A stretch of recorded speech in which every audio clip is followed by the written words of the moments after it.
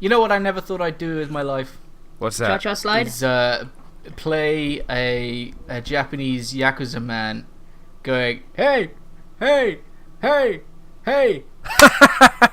Oh, at the karaoke mini game. Yeah. I'm not buying Yakuza anytime soon because I meant to cancel my pre-order for Fire Emblem Echoes. Didn't, and it arrived at my house yesterday without them ever telling me that they'd taken payment.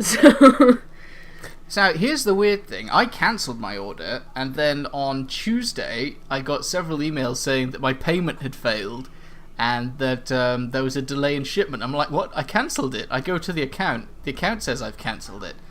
So I have no idea what was going on. That would have sucked if I'd cancelled it and then they'd charge me anyway. Yeah. So now I have the collector's edition of Fire Emblem Echoes. That's the story. Nice. It's not a very interesting story, but... It means that you've got a spare amiibo. Mm-hmm, it does. And I'm probably going to sell them. No. Anyway, welcome to the Permadeath podcast, episode 32. Is it episode 32? 31? Is it? 30, go to the Permadeath channel. You know... 32. Yeah, that's right. Other podcasts have their shit together. That's not other our podcasts aesthetic. have it less together. Some podcasts don't even bother with numbers. Right, we're episode 32. We're good. For the people at home, Kinross, I'd like you to describe your mic stand. For the people who might not know what your work... Okay, so I recently moved. I was previously staying with our friend Andy, and he had a desk that I was able to attach my mic stand to. It was very nice. Here, I don't have that luxury. I could attach it to my desk, but it's such a flimsy piece of crap that any time I typed, it would just sound like garbage.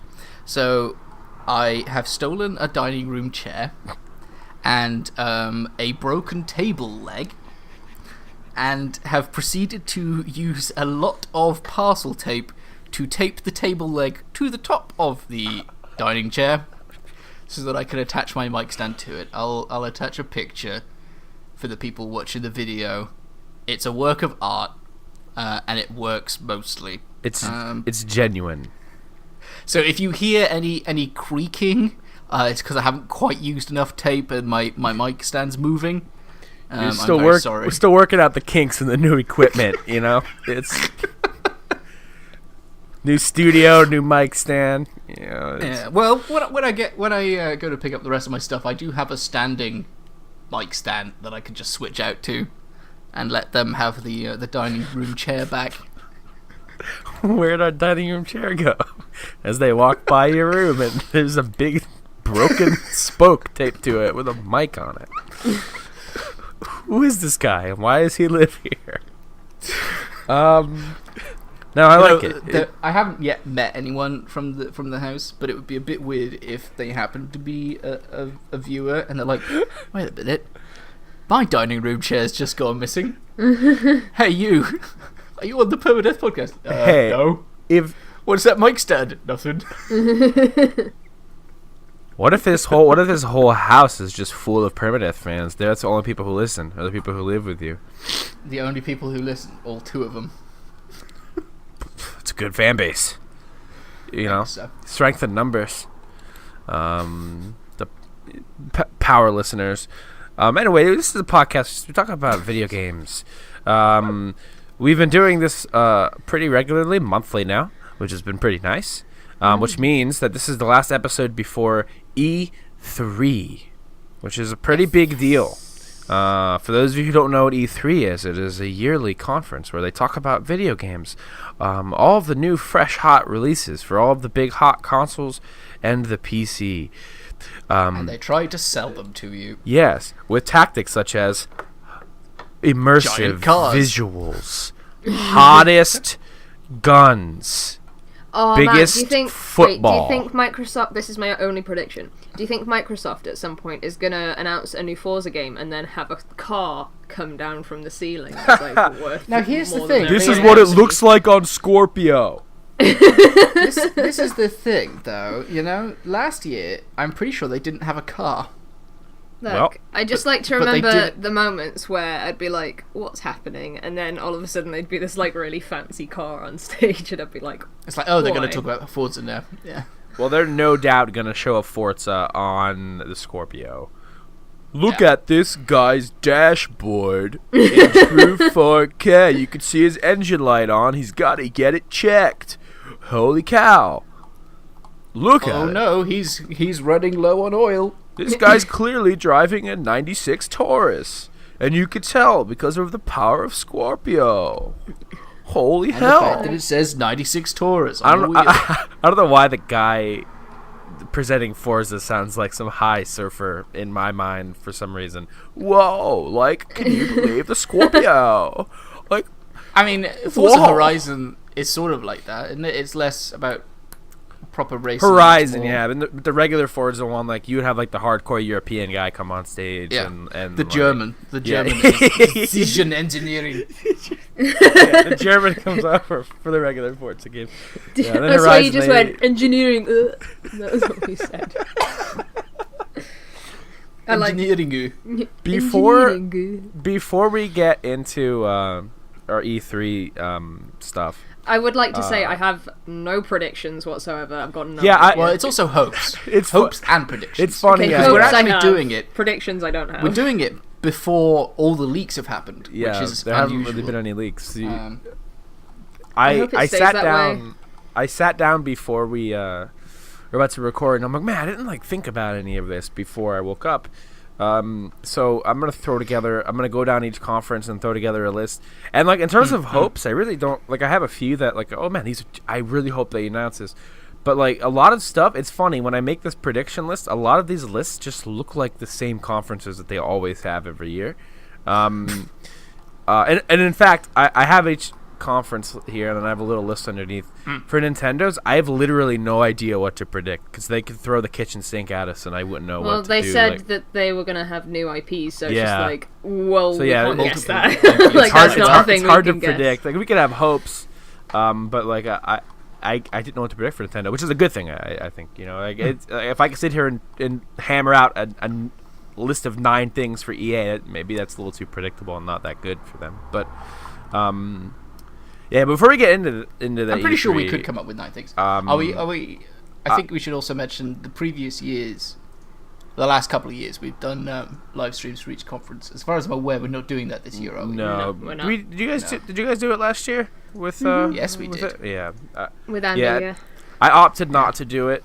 I will say Also I'll known probably as be you. live. I'll probably be live tweeting Yeah. Yeah. stuff Yeah.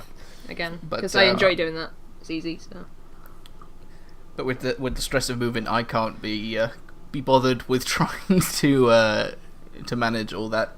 no. But we'll be recording our roundup episode straight away, and that'll be up pretty quick. So it's Yeah.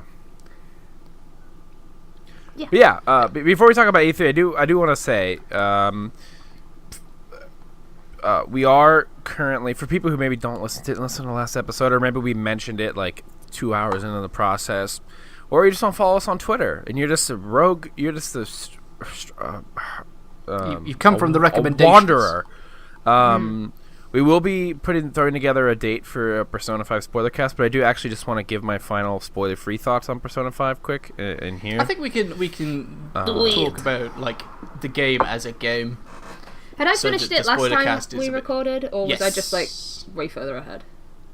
I think that you Wait. had finished it. Yeah, you had beaten I have it. literally the day played before we recorded it. nothing since then.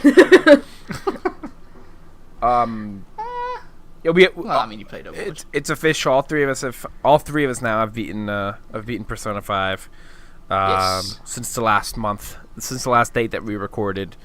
Bill, this is what it's like to be on the other side of a 100-hour JRPG. Bill it- didn't make it to 100 hours though. I got 99 hours and 2 minutes. That extra hour would have killed it. You would have So hated it. close. So, oh wow, what the hell? Sorry. For some reason, in my room, I have my desk here. I have my mic set up, and to the left of me is like an old air hockey table that I just use as a table. It's Right. very reminiscent of like an old Nickelodeon show. Like, wow, this kid's so cool. He's got a hockey table as a table, man. But really, it's just old. And I put shit on it. Did the air just suddenly turn on? For some reason, no, that'd be really freaky. A bunch of stuff on it just floating in the air. Junk man appears. No, there's Fixed your table, bro. For some reason, I don't know why this is here. I haven't eaten a pizza in my room ever. And you know, do you ever get a pizza and they put that little white table in the pizza? That little white. Yeah. There's 2 of them sitting on my air hockey table. But here's the thing. I haven't seen one of those in ages. I think Pizza Hut's the only one who uses them now. Mm-hmm. But I get those and then I stick them in my pocket. So you might well have done that like at a D&D night or something. Just stuck it in your pocket because they're kind of cool and then thrown it onto your air hockey table. There's a good chance. Did you want it, Kinross? I can mail it to you as a mic stand if you want. I'll need a few. Get eating on those pizzas. Make a shock mount. But anyway, Persona 5, you and I finished at Kinross. Just as a general, like, too long didn't read type situation here, where the people who won't listen to the spoiler cast, but want to know, our final thoughts on the game, everyone's final thoughts on the game, because then we could talk more clearly about it without spoiling. Yes. Without worrying God. about even the vaguest piece of information spoiling me. Oh my God! I'm I a can't freak wait. with that crap. Overall, I don't finish these types of games often. I like JRPGs, but I don't ever finish them because they are long.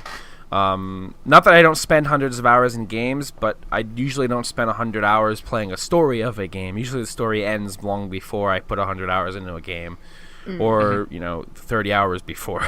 Not the story ends at 99, which is like I put 60 hours into Yakuza, but a lot of those hours I could have trimmed probably 30 off if I just did the story. So the fact that I did that, the fact that I, credits rolled at 99 hours says a lot about, because Mass Effect Andromeda is like a 70-hour game, and I haven't played that in, when the fuck did that come out? March? I probably won't get back to it for a long time. Yeah, sure. Yeah, you talked about it in March, and then you were like, I haven't finished it yet last time. Yeah. Have you finished it yet? No. And it says a lot. That I managed to beat a 99-hour game before I finished the second half of Mass Effect Andromeda. Overall, though, I think we have similar complaints. I play a lot of games, and while I do have some like nitpicks and some things about Persona that bother me, Me and Bill have had conversations in length about how I don't like some of the dungeon design. This game. There's now before you talk, can I just interrupt and say I like how over the last part of you playing the game, we were talking in the Permadeath Discord for a bit, and then you moved to talking to just me, and then I find out that you've also been talking to just Ebby. So you've had 3 conversations about the same thing with the same 2 people. Yes. Why didn't you just have it in the main chat? Different chat moods, different vibes. Mine was Ebby's was the one where you were praising the game, and mine was the one where you were just hating every moment. The venting. If I'm gonna spam a chat with venting, I'm gonna pick a one person out to do that. And that person was you. I got all the good stuff. Well, I got like fair. whoa, I can't believe this just happened. Whoa. I got one line of whoa, I can't believe this just happened, and then the rest was screw this. Because over my 99-hour experience with Persona 5, I have like a 5-hour period of the game where I was just really frustrated, and the last 2 dungeons are. In a lot of games, you expect the final moments to be difficult, or you expect them maybe to provide the greatest challenge as you overcome the greatest foe. In every video game, it's kind of like that, but maybe not to this extent, where I think it wasn't even the difficulty of some of these things in the game. It was more of the design decisions that they employed in these. to be fair, and we'll get more into this on a spoiler cast, I think I was a little unfair to certain aspects of the final dungeon, just because of the mindset I was in, and it was like 4 a.m, and I was playing it since 11 p.m. Like I think you were just like you wanted to finish it, and it was just so long. And you expected it to end. Yeah, I thought I was closer, and like as the game kept throwing more at me, like it was like telling me I was wrong. Basically, like, no, you're not, motherfucker. I'm like, oh my god, just end. Like that's the mindset I was in, because like it got to the point where it's like, okay, this might be a little bit too long in a way that I think if the game shaved off 10-15 hours, I don't think anyone would notice, kind of deal. But at the end of the day, though, those long rants I had, Kinross, in about mostly me wanting the last dungeon to be over, and the second to last dungeon is horrible, and that will never change. But the last one, I think I was a little bit unfair to, because it isn't that terrible as I sit back in retrospect and think about it. But I'll go more in depth on maybe why I feel that way in the spoiler cast. But as a whole, as a full product, those things, that little period of time where I was frustrated, I as a whole, everything else eclipses it for me. I play a lot of different games, and there's nothing like this game. Like it's kind of hard to really compare to anything. And as a whole, it's unforgettable. I won't forget Persona 5 for a while.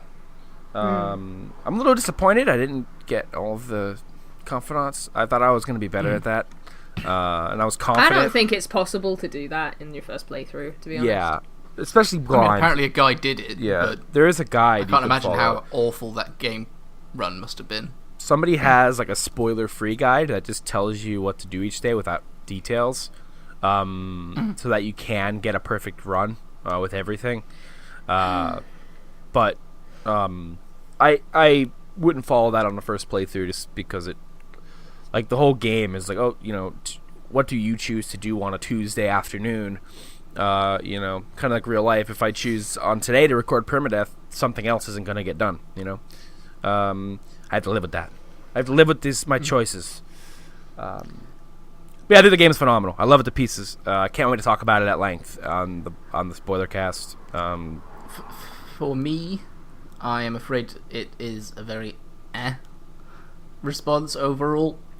Mostly because when I think that my playthrough took 73 hours or so, because I was playing on easy, and when I think that I've put in an almost similar amount of time into Zelda, this felt a lot more like a chore to get done. So I think that on some level that I can't really quite put my finger on just yet, I didn't enjoy it anywhere near as much as I did Zelda, which is odd, because as someone who enjoys a good story and characters and that lot, Persona's got that in spades. So I'm not sure what part of the gameplay loop was so what was off for you. I mean, I can only assume it's everything, because everything else is just a little bit off somewhere. The game's gameplay loop is pretty much the same the whole way out. You have the pattern of social stuff dungeon, social stuff dungeon, social stuff dungeon. Maybe it's the dungeon. Maybe I'd prefer this game if there were no dungeons. I mean, I think that's me and Bill literally had this conversation. Yeah, I think that's the sentiment of. I mean, I would have loved to have been in on this conversation, but apparently I wasn't allowed. A lot of Persona, I think a lot of Persona fans echo that sentiment. I didn't hate the dungeons really that much. In fact, it's just like sometimes they'd have these like really frustrating mechanics that just make it not very fun.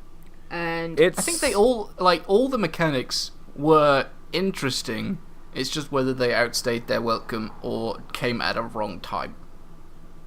This is what I was talking about with the 5th dungeon. I'm gonna still be vague about it, but there's this mechanic where you have to eavesdrop and then listen to what people are saying and then decide whether they are the right person or not.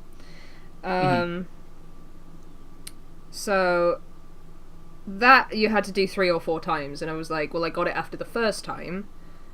why do I have to then do it 2 or 3 more times? That's just busy work. Yeah. There is a lot of busy work. Aesthetically, I honestly liked every dungeon's look and style and feel and theme and all of that. Like, there weren't any I was like, oh, this is just boring to go through. Like, I won't mention any of them in detail. I know some people don't like. I think the 5th hearing was that probably kind of the most bland. I'm trying to. Is that the one I was just talking about? Yeah. Yeah. Okay. Yeah. See, that one I was pumped on because I like that setting a little bit, and that's why I was disappointed to come across mechanics I really didn't like in that one. But mostly mechanics I didn't like because they repeated them over and over again. I think there's a fundamental problem with Persona 5's dungeon design that it isn't in the aesthetic or the layout or, all that stuff is cool and a big improvement over Persona 4. But then it's like the developers were like, oh man, we have this way to gate your progress. We have a way that you need to get a membership card or an access card or a security card or any kind of key item to open this door. And we're going to do that multiple times throughout the 99-hour process of playing Persona 5. You're going to encounter this similar mechanic over and over and over again, just to make this dungeon longer. And then when you get to one of the penultimate dungeons, you're going to come across a mechanic that is just that, but this time this door requires 5 of those fucking keys. And and it's like, okay, this is what the game's been building towards with their dungeons, of doing the same mechanic over and over and over again. To the point where it's like, okay, there's got to be a better way to gate our progress in a dungeon than just, it needs a key. Like, I don't know, like, there was a neat mechanic that it was still the same mechanic, but it was disguised differently in a palace before it, that was a nice shake up, but then they throw in more combat. So it's a frustrating thing to me because the second to last dungeon legitimately disappointed me. Like, not that it was hard, like, oh, this is so hard. It disappointed me that the developers did what they did with the mechanics. It literally copy and pasted the same stupid puzzle mechanic for every single section of the dungeon. And I was in disbelief. I spent like not many hours, but I spent a good chunk of hours in that freaking dungeon. And the fact that, like, okay, I did that stupid thing like 2 or 3 times. That was cute. Here it is again. Oh, okay. It has to be the last one, right? Do it. Do a whole thing. There it is again. You gotta be kidding me. Okay. So, that aside, though, the Junk Man. The Junk Man, for listeners at home, I don't know if I ever brought up the Junk Man on air before, but this guy lives next door to me, referred to as Junk Man. It's hard for me to focus because the Junk Man is consistently yelling and banging on junk outside. It's freaking me out. I gotta change his heart. Junk Man's got to have a change of heart here. Send that calling card, man. Give him a mental the breakdown. Ningles will not help. But yeah, I got the true ending. I'm a happy man. Persona 5. Look for the spoiler cast. It'll be as much spoiler cast, because then I can not be vague about stuff. Yeah, as much as I can talk about the game, I can only really glowingly recommend it if you at all are like the Persona formula. It might not work for everybody. It didn't work for Kinross, and that's okay. But I can only really recommend it from where I'm standing, because there's nothing else like it. It's a weird feeling to finish a game like this, not because like, oh, I've been playing it for so long, but also because I've been playing it so long and the whole game centers around hanging out with people. And over 99 hours of playing a game, you get to know these characters differently than, in most RPGs. The way most RPGs handle this kind of thing are different, a little less intimate, I think, than the way Persona does it. And that is a thing that builds as you play, and you take away certain things that you don't typically take away from a JRPG. Persona 5, fantastic. I'm glad I liked it because I put the controller skin on like 5 hours into the game. If I didn't like it, I put controller skin on. It's a nice controller skin. I can pretend to like the game at least. No, I'm the same. Like, I have problems with it, but overall I would recommend it. Mm-hmm. But I'm still, like, really confused as to why I never got attached to any of the characters like I did to the characters in Final Fantasy 15. Maybe it's just because I was literally always around them, so... Like, I've been trying to think about it. Like, why do I like these characters that don't have tons of, like, exposition and there's no, like, social links or whatever? More than the ones... Probably because they look more like people and thus are more bishy. That's true, they are very bishy, but... I don't know. There's no bishies in Persona. Ryuji? Sojiro, definitely. Can I have the... Yeah, I was going to say Yusuke, but that's just on my own predetermined definition of what a bishi is. What is I guess he is kind of bishy. What is a bishi? For the viewers at home? Bishi is like a shortened word for Bishonen, which means pretty boy. Okay, Yusuke, yeah, for sure. Yeah, Yusuke's like a classic style bishy. Ryuji's still my favourite character, though, because like I got really excited when I booted up Fire Emblem Echoes today, and I'm like, oh my god, it's Ryuji's voice actor! Oh, is he in it? Yeah. Fucking everyone is in that game. You know a voice actor? They're probably in it. Like... Norio Wakamoto. Well, I don't know about Japanese voice actors, because I'm playing it in English. Mel Blanc. He's dead. Hell yeah.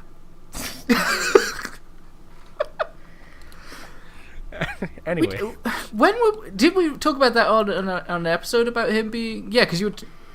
I was listening to Mixed Pixel. Yeah, and you were talking about how you don't like creepy voices and how he was at a Comic-Con. That's what it was. Yeah, that was my my solo episode of Mixed Pixel where I sat there by myself for 28 minutes and talked about Mel Blanc and if he was ever at a Comic-Con, because I started talking about voice actor, like the way culture is around cons now, and the way everybody gathers around voice actors and their fandom, and it's a really great thing. And I was curious if it ever happened with like the Looney Tunes guys. So I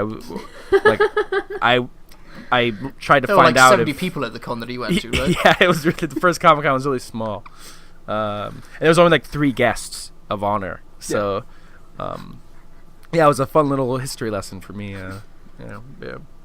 Good stuff. But yeah, now that I finished Persona, I said to myself, I'm gonna focus on some short games now. That was in my head, but then I installed Nier Automata last night. I mean, I'm gonna be honest. It can be a short game. Yeah, it's a long game to complete, but it's a short game to finish. I'm going for all them endings. Because I feel like that's beating the game. I feel like if you getting all the way up to ending E or whatever the hell the final actual canon ending is. That's a thing that I'll be playing. I'll be starting that today, probably at some point after I get shit done. But yeah. Oh, well, one more thing before we get into E3 stuff, because I've been playing. I've been playing. Wait, what's up? Abby has played something else. Literally started it 2 hours before we started recording this podcast, so I don't have much to say about it. Also, Mario Kart. Oh, yeah. Okay, yeah. Fair enough. Oh, yeah. That's right. See that? We've played stuff. I just forget because they're not massive 100-hour-long JRPGs. Yeah. I played Thumper. No. No, I didn't. I lie. We played Overwatch, so you wouldn't buy it. We did it. Yeah. Speaking of Overwatch. Played Heroes. I've been playing Paladins. And there's now Paladins has been around on PC for a bit. I played it when it launched on PC, and I might have even brought it up on here once or twice. But I'm playing the PS4 open beta more than putting actual time into it, as much as I can anyway. And I like Paladins a lot. I think it's a good game. But I played some Overwatch last night as well, like not long after I had a session of Paladins. And I mean, it's obvious Hi-Rez Studios, the developers of Paladins, developers of Bright You Smite, aren't going to have as much of a budget as Blizzard, and not to assume a lot about Hi-Rez Studios, but maybe not as much talent either as Blizzard has to work on certain systems. So like certain parts of the game are going to feel derivative or even cheaper or just a little more low budget, a little less production value.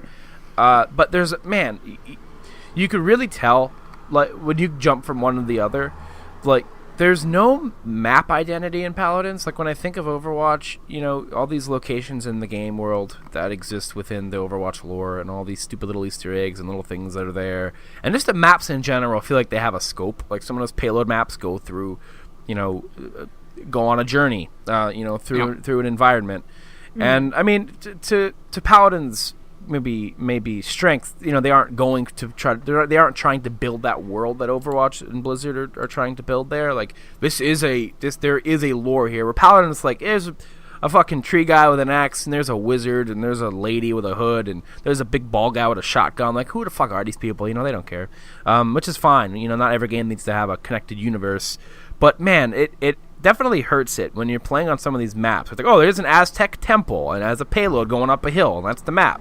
Oh, here's a snowy temple, and there's a payload, and it's going up a thing. Oh, there's another temple-looking place, and there's a payload going up a thing. Oh, there's another temple place, and there's a payload going up a thing. And, like, there's no variance. It's almost like they're going for the MOBA effect, where every map's the fucking same, unless you're playing Heroes. And even then, maybe there's some, you know, samey stuff about the way the maps are laid out sometimes. But, man, it's just such a stark difference going between the two games and just feeling how they play and looking at them. Just how much more money went into Overwatch and more time. You know, they really don't compare. And that's a good thing, I think. You know, but, man, it's there's no identity or life in Paladins. There's no, like, this character is going to be a fan favorite. It's like, oh, that character is yelling a catchphrase out that, you know, of course they are, you know, because that's the way this game's supposed to be made, I guess. So it's interesting. It's funny, even the character Androxus, who's like the Reaper ripoff, he yells out like, "Death will come for you all." Like, oh, okay, all right. Where'd you get that? Doesn't sound familiar at all. Where'd you get that, buddy? Death comes. But overall, it's a fun game, though. It's a fun diversion from Overwatch. I wouldn't say I would ever play it over Overwatch. I would never pick it over that game. Over fucking Blizzard. Do you have to name your game that? I would never pick it over Overwatch. But, you know, as a side game, you know, if you're sick of Overwatch's balance or its characters or its maps, you know, and waiting for new content or whatever, Paladin's a fun game to jump into. It's fun learning new characters. But man, is it not as good. But it's free. Well, it's free. That's the other thing. Yeah. And you can't hero switch. Free, except for next week. You can't hero switch, man. No, which is it's interesting. very MOBA in that respect. Which is interesting, yeah. Which actually kind of sucks because you also can't quit matches. I guess they don't have a way to backfill the game. I mean, you can. It's called turning off the internet. Yeah. All right, just close the application on the PS4. I'm done here. I'm done. But yeah. So that's that little aside. Just wanted to draw a comparison that this game is cheap compared to Overwatch in many ways. Gunplay, map identity. But yeah. What have you guys been playing? That's all. I would have more if I wasn't playing Persona. Yeah, I've been playing a lot of Persona, obviously. I haven't. Mario Kart 8 Deluxe. Oh, I started Shovel Knight. Did I talk about Shovel Knight on here before? No, you haven't. I don't have much to say about Shovel Knight, then I'll shut up. I started Shovel Knight in middle of Persona because, like, playing Persona and it's all I'm playing. You just need something to go to. I need something quick, yeah, something quick that I can jump in and, like, that satisfied me for 35 minutes and I could turn it off, you know, or like I can't really play Persona for 35 minutes, not because but because like I put Persona on, I'm playing it for 3 hours minimum, guaranteed, because that's the way that game works. It hooks me in. Day-to-day type stuff. But I wanted... Man, there's something to be said, like, about a good fucking level. Like, there's a reason I love platformers so much, and, like, did my Audacity just, like, freeze on me? No, it didn't freeze. No. It stopped responding, and then went, oh, I'm still here, Bill. Don't fucking worry about it. Oh, okay.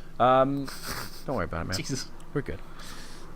There's nothing to be said about a really good level, man. Like you could have a big stage in an RPG or a dungeon design or, like, you know, a crazy set piece or whatever. But, like, a level that you start and it ends before the sun goes down in real life, like, and you can complete a bunch of them. Holy cow! You know, in a 1 hour sitting.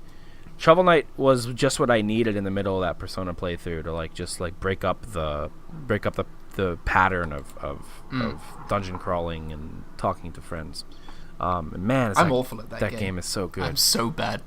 Music is But I keep good. playing it. The world is funny.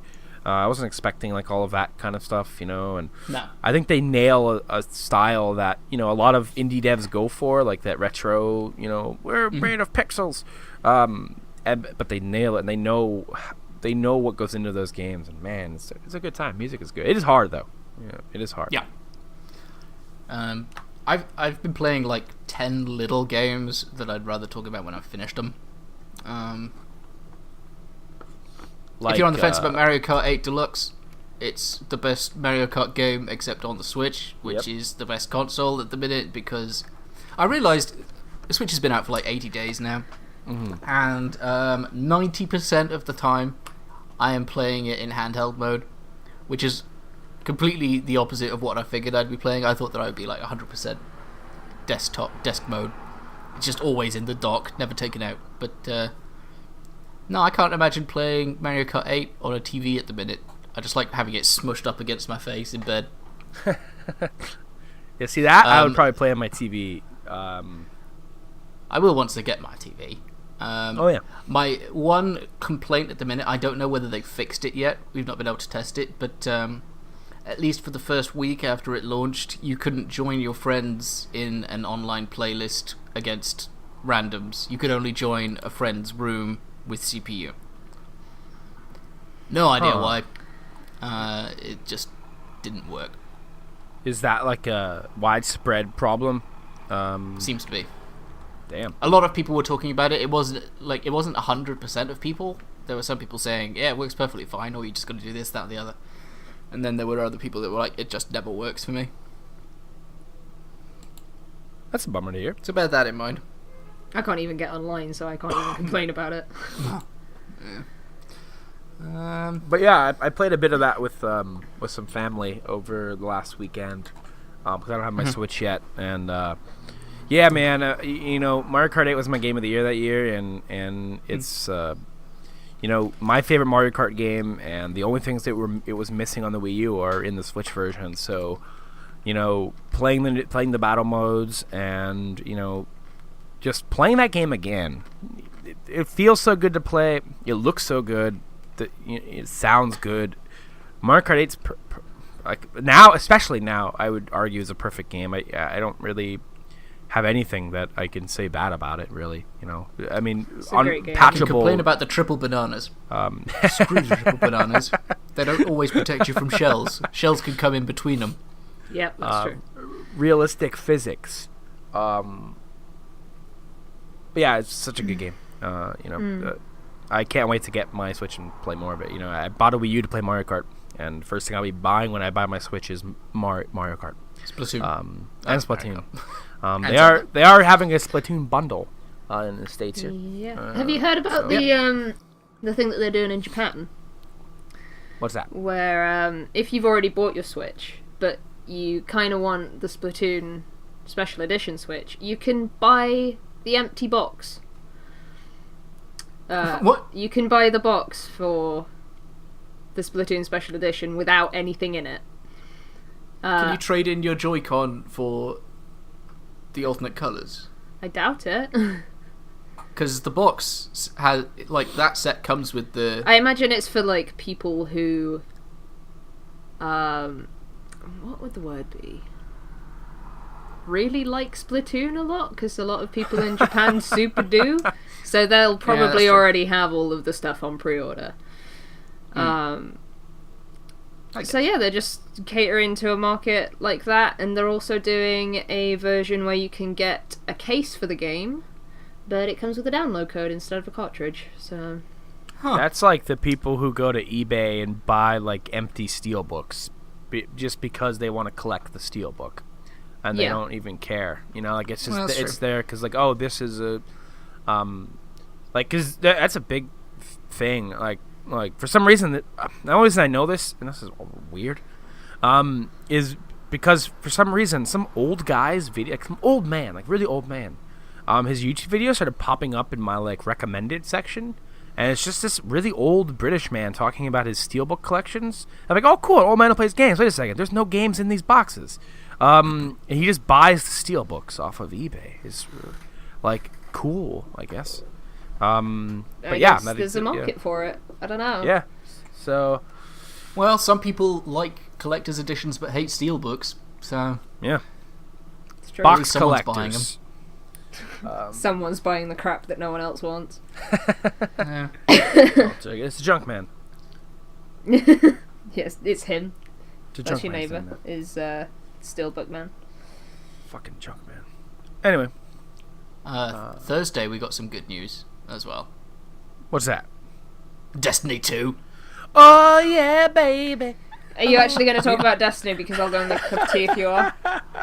I was literally... I mean, you're welcome to, but I was literally going to say that yeah. it seems like they have fixed 90% of the problems that I had with Destiny 1. Yeah, I don't have much to say on the reveal. Once I see more of it, like presumably at E3, I'm down to just not discuss it. I mean, it looks like more Destiny. It looks like improved Destiny. It looks like prettier Destiny, bigger Destiny. That's all I care about. I'm gonna buy it day one. I'm gonna play it a lot. One thing I think is worth mentioning. I think this is funny. Is that it is coming to BattleNet or Blizzard app, whatever the fuck it's called now. Yeah. Is they before they announced what PC platform or what PC distribution platform it was going to be on, like the guy who was on stage, it was the CEO of Activision, Eric Hirschberger, whatever the fuck his name is. He was talking about it, and he's like, oh, and we care about our PC version, and that's why today we're proud to announce where it will be, where you'll be able to buy this thing. And, it's an easy answer because there's already a platform on PC that has millions of gamers, that has some of the most hardcore PC gamers, the largest communities. It was the most, we're going to put it on Steam announcement. Yeah, yep. And it's in the world. I'm like, oh, I guess they are putting it on Steam. And we have one person who could tell this to you, and unfortunately he's in China, so we have him here on conference call. It's like, oh, Gabe Newell, and then it's like Mike Morhaime from Blizzard, and the fucking thing comes. I'm like, oh my god, they trolled the shit out of Valve. But it was really funny. For a brief moment, I thought it's kind of weird that a Blizzard guy's announcing it'll be on Steam, but all right, whatever. Yeah. And then as they were talking about it, it made perfect sense on account of the fact that Activision owns Blizzard. Mm-hmm. So yeah, it's a good move. I think. I think in terms of like having a hardcore fan base, Blizzard has obviously all of their fans on BattleNet. I'm gonna keep calling it BattleNet. I'm never gonna call it Blizzard app. On BattleNet, and I think the Destiny systems, the way that game works, I think fits in really well with World of Warcraft and Diablo and Hearthstone and Overwatch. I think there's it'll have cross game chat with all of those, and it'll just be integrated as if it's a Blizzard title, and any kind of customer service will presumably still be handled by Activision or Bungie, but just knowing that it's part of that ecosystem there, some people won't like it, some people really like their Steam, but I like Blizzard more than Valve, so I think this is cool. It does sound like there won't be dedicated servers though, which might put a few people off. Yeah, for the whole game won't have it on any platform, which is interesting. It was a big complaint with Destiny 1 a lot of people had. And you figure, Destiny 2 is one of the biggest, games of the year. Lots of money going behind this motherfucker. Maybe pony up for some dedicated servers. Get a server or two, all right? Yeah, just one or two. So yeah, it was a little bit of a disappointing discovery, but yeah, exciting times for people. Oh, it is launching later on PC than it is on console. No, is it? No specific date, but. Yeah, I don't know how much later. I don't know if it's a week or two later, a month later. That's kind of a bummer. It kind of made me mad. It's finally coming to PC, and there's that one little asterisk next to it. But it wouldn't be Destiny if there weren't asterisks next to it. But yeah, that was fun. That was fun. It was a fun announcement. It was a little pre-E3 hype. I love watching game conferences. So, yeah, but more importantly, they announced Life is Strange 2. Well, yeah, Bungie didn't, but. And now we know you Destiny players love character-driven, episodic puzzle games. Destiny's audience to a T. So here's Life is Strange 2. Yeah. I'm excited, man. I'm excited. I don't remember if you and I or I have ever talked about Life is Strange. I know you did because you were complaining about she's such a steampunk. That line. But, she's such a steampunk. I will not pick up Life is Strange. Is that a line from the game? Yeah. Yeah. Those were my beans, Max. Those were my beans. I can't wait to play. I can't wait to play the first game with that line. I bloody love Life is Strange. It has problems, I will say, and I don't blame you for waiting until it's finished to pick it up, because like the wait in between episodes is torturous.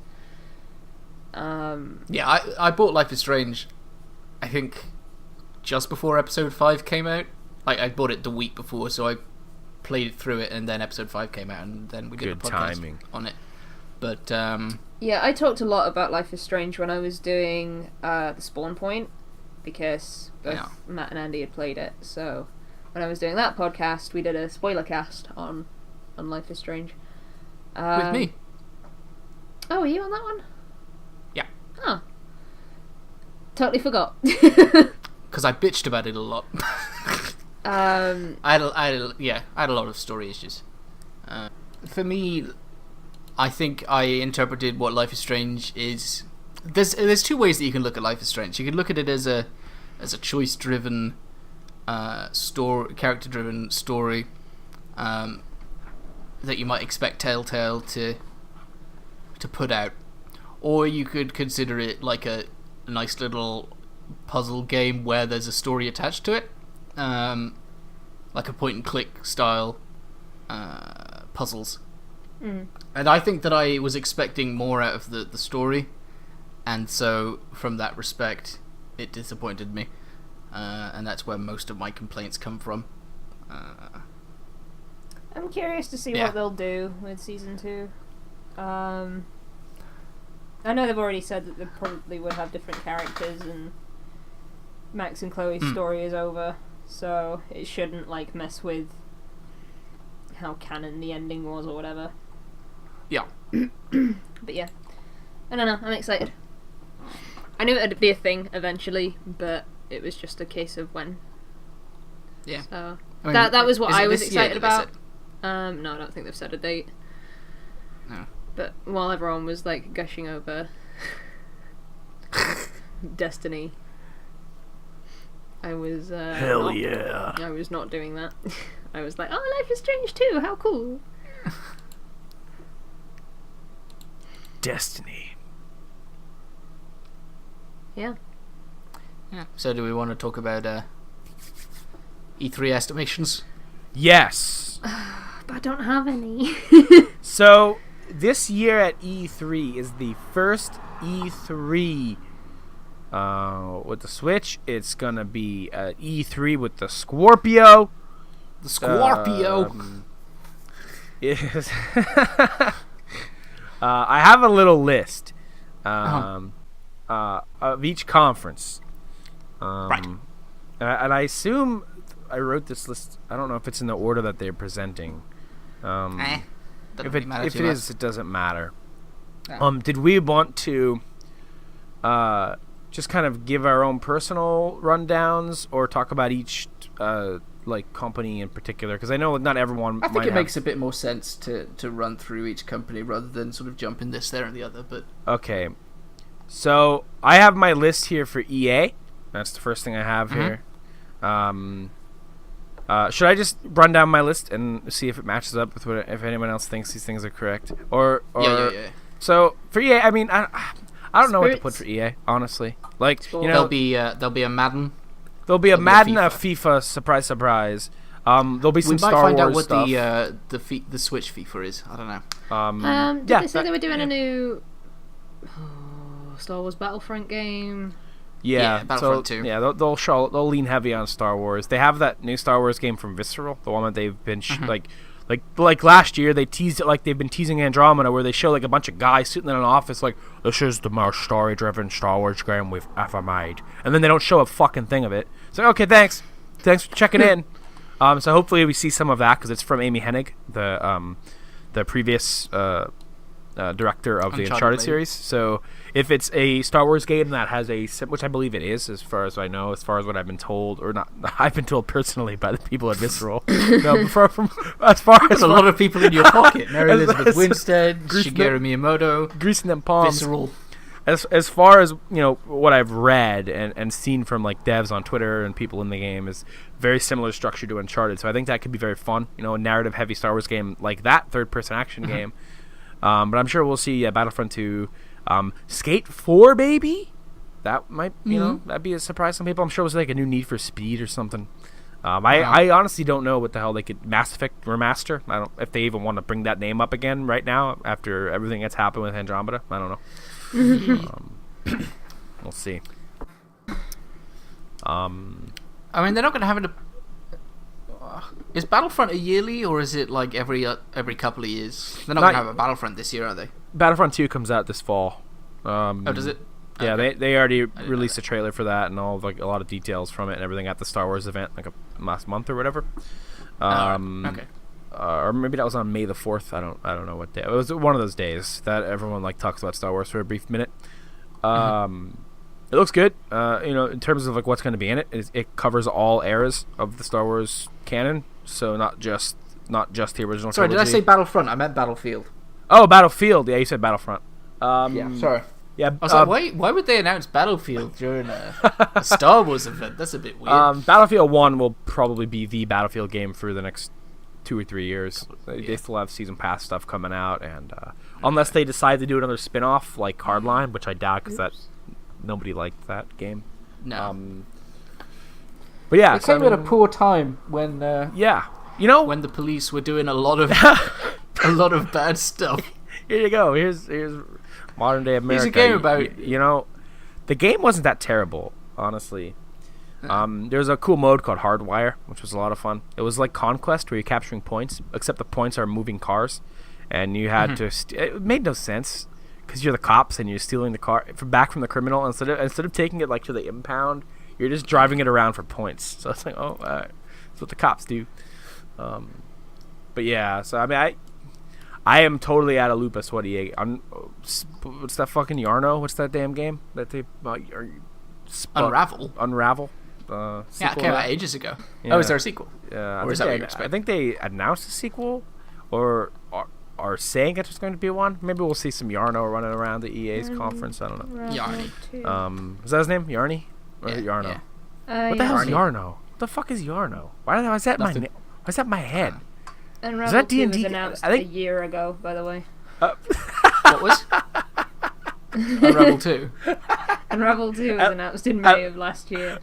Oh, okay. Well, it's not out yet. Maybe Yarno will make an appearance in. Yep, Yarno, that one. Yano is Yanni's brother.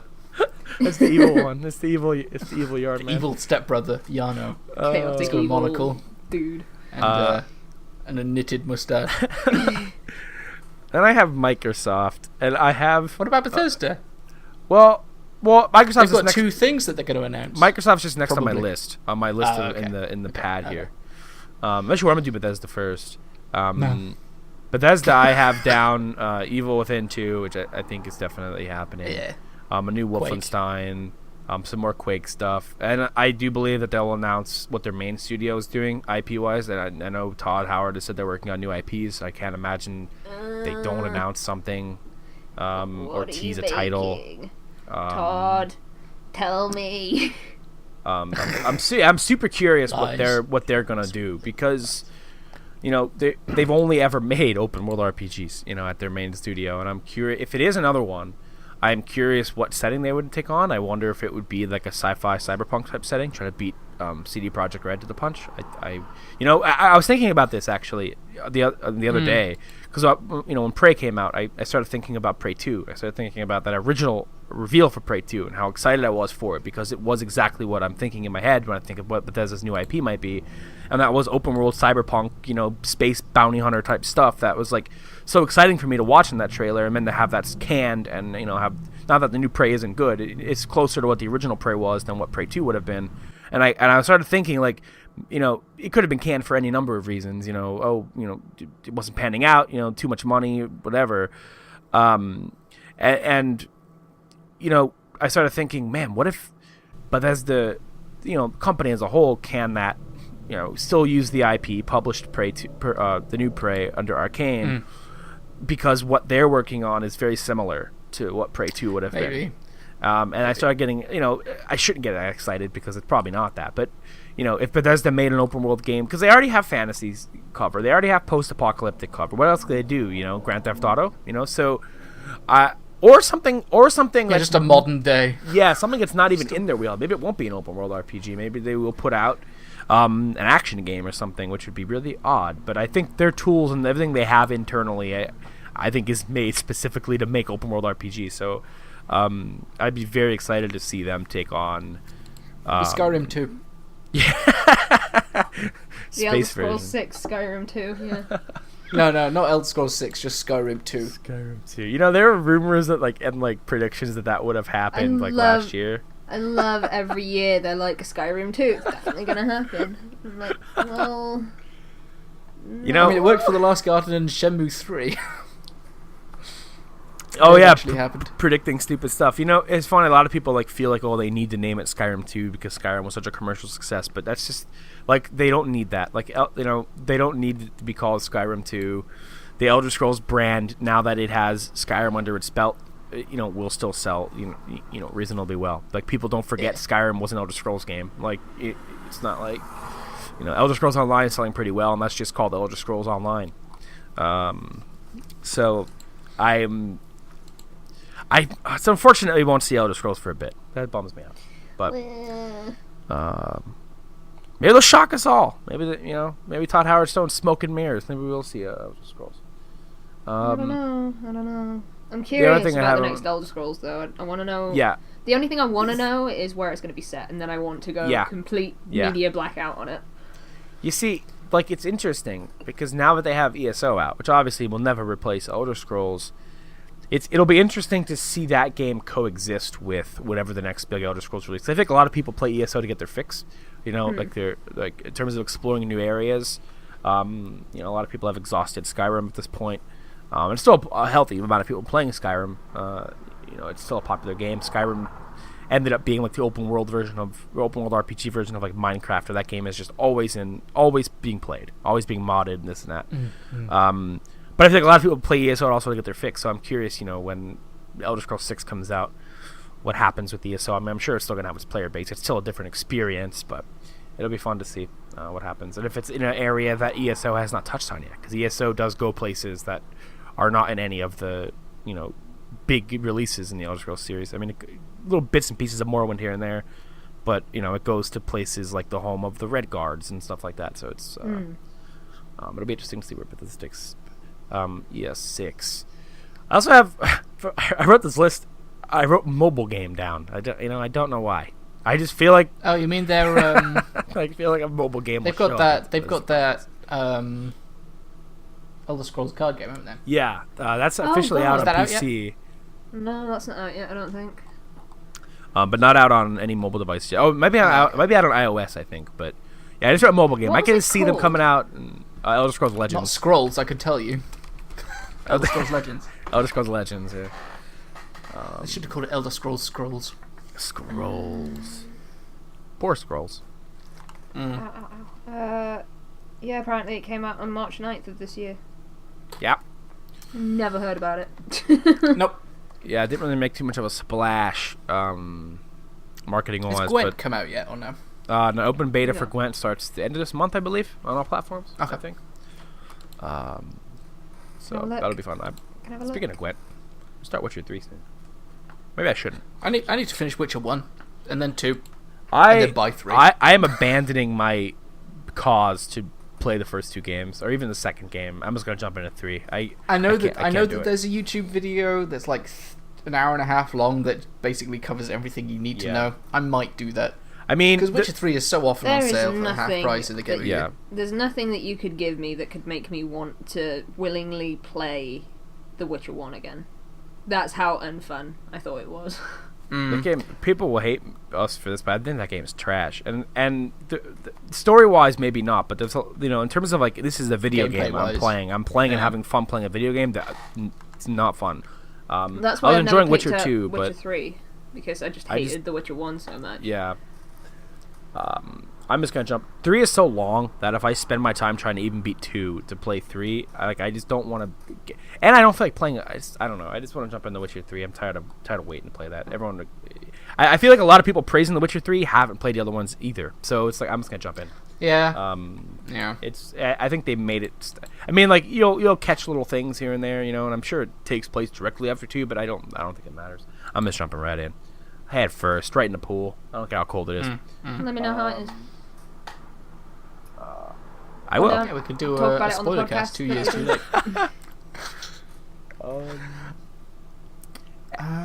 Any of you I'm not have? sure what else. I know that. For Bethesda, it's tough. Because they teased that picture, like that Welcome to Bethesda Land, where there were the 2 things that were the 2 zones under construction. So people are like, they're going to announce 2 things. It's like, well, if they're going to announce a cyberpunk open world RPG, that's one thing. I have no idea what the second thing would be. Mobile game. I've got an idea. Yeah. Either Brink 2 or Rage 2, because everyone wants those. Brink could be cool if it was good. It wasn't terrible. Yeah. Wasn't the gameplay of Brink fun, but it just was so short and shallow?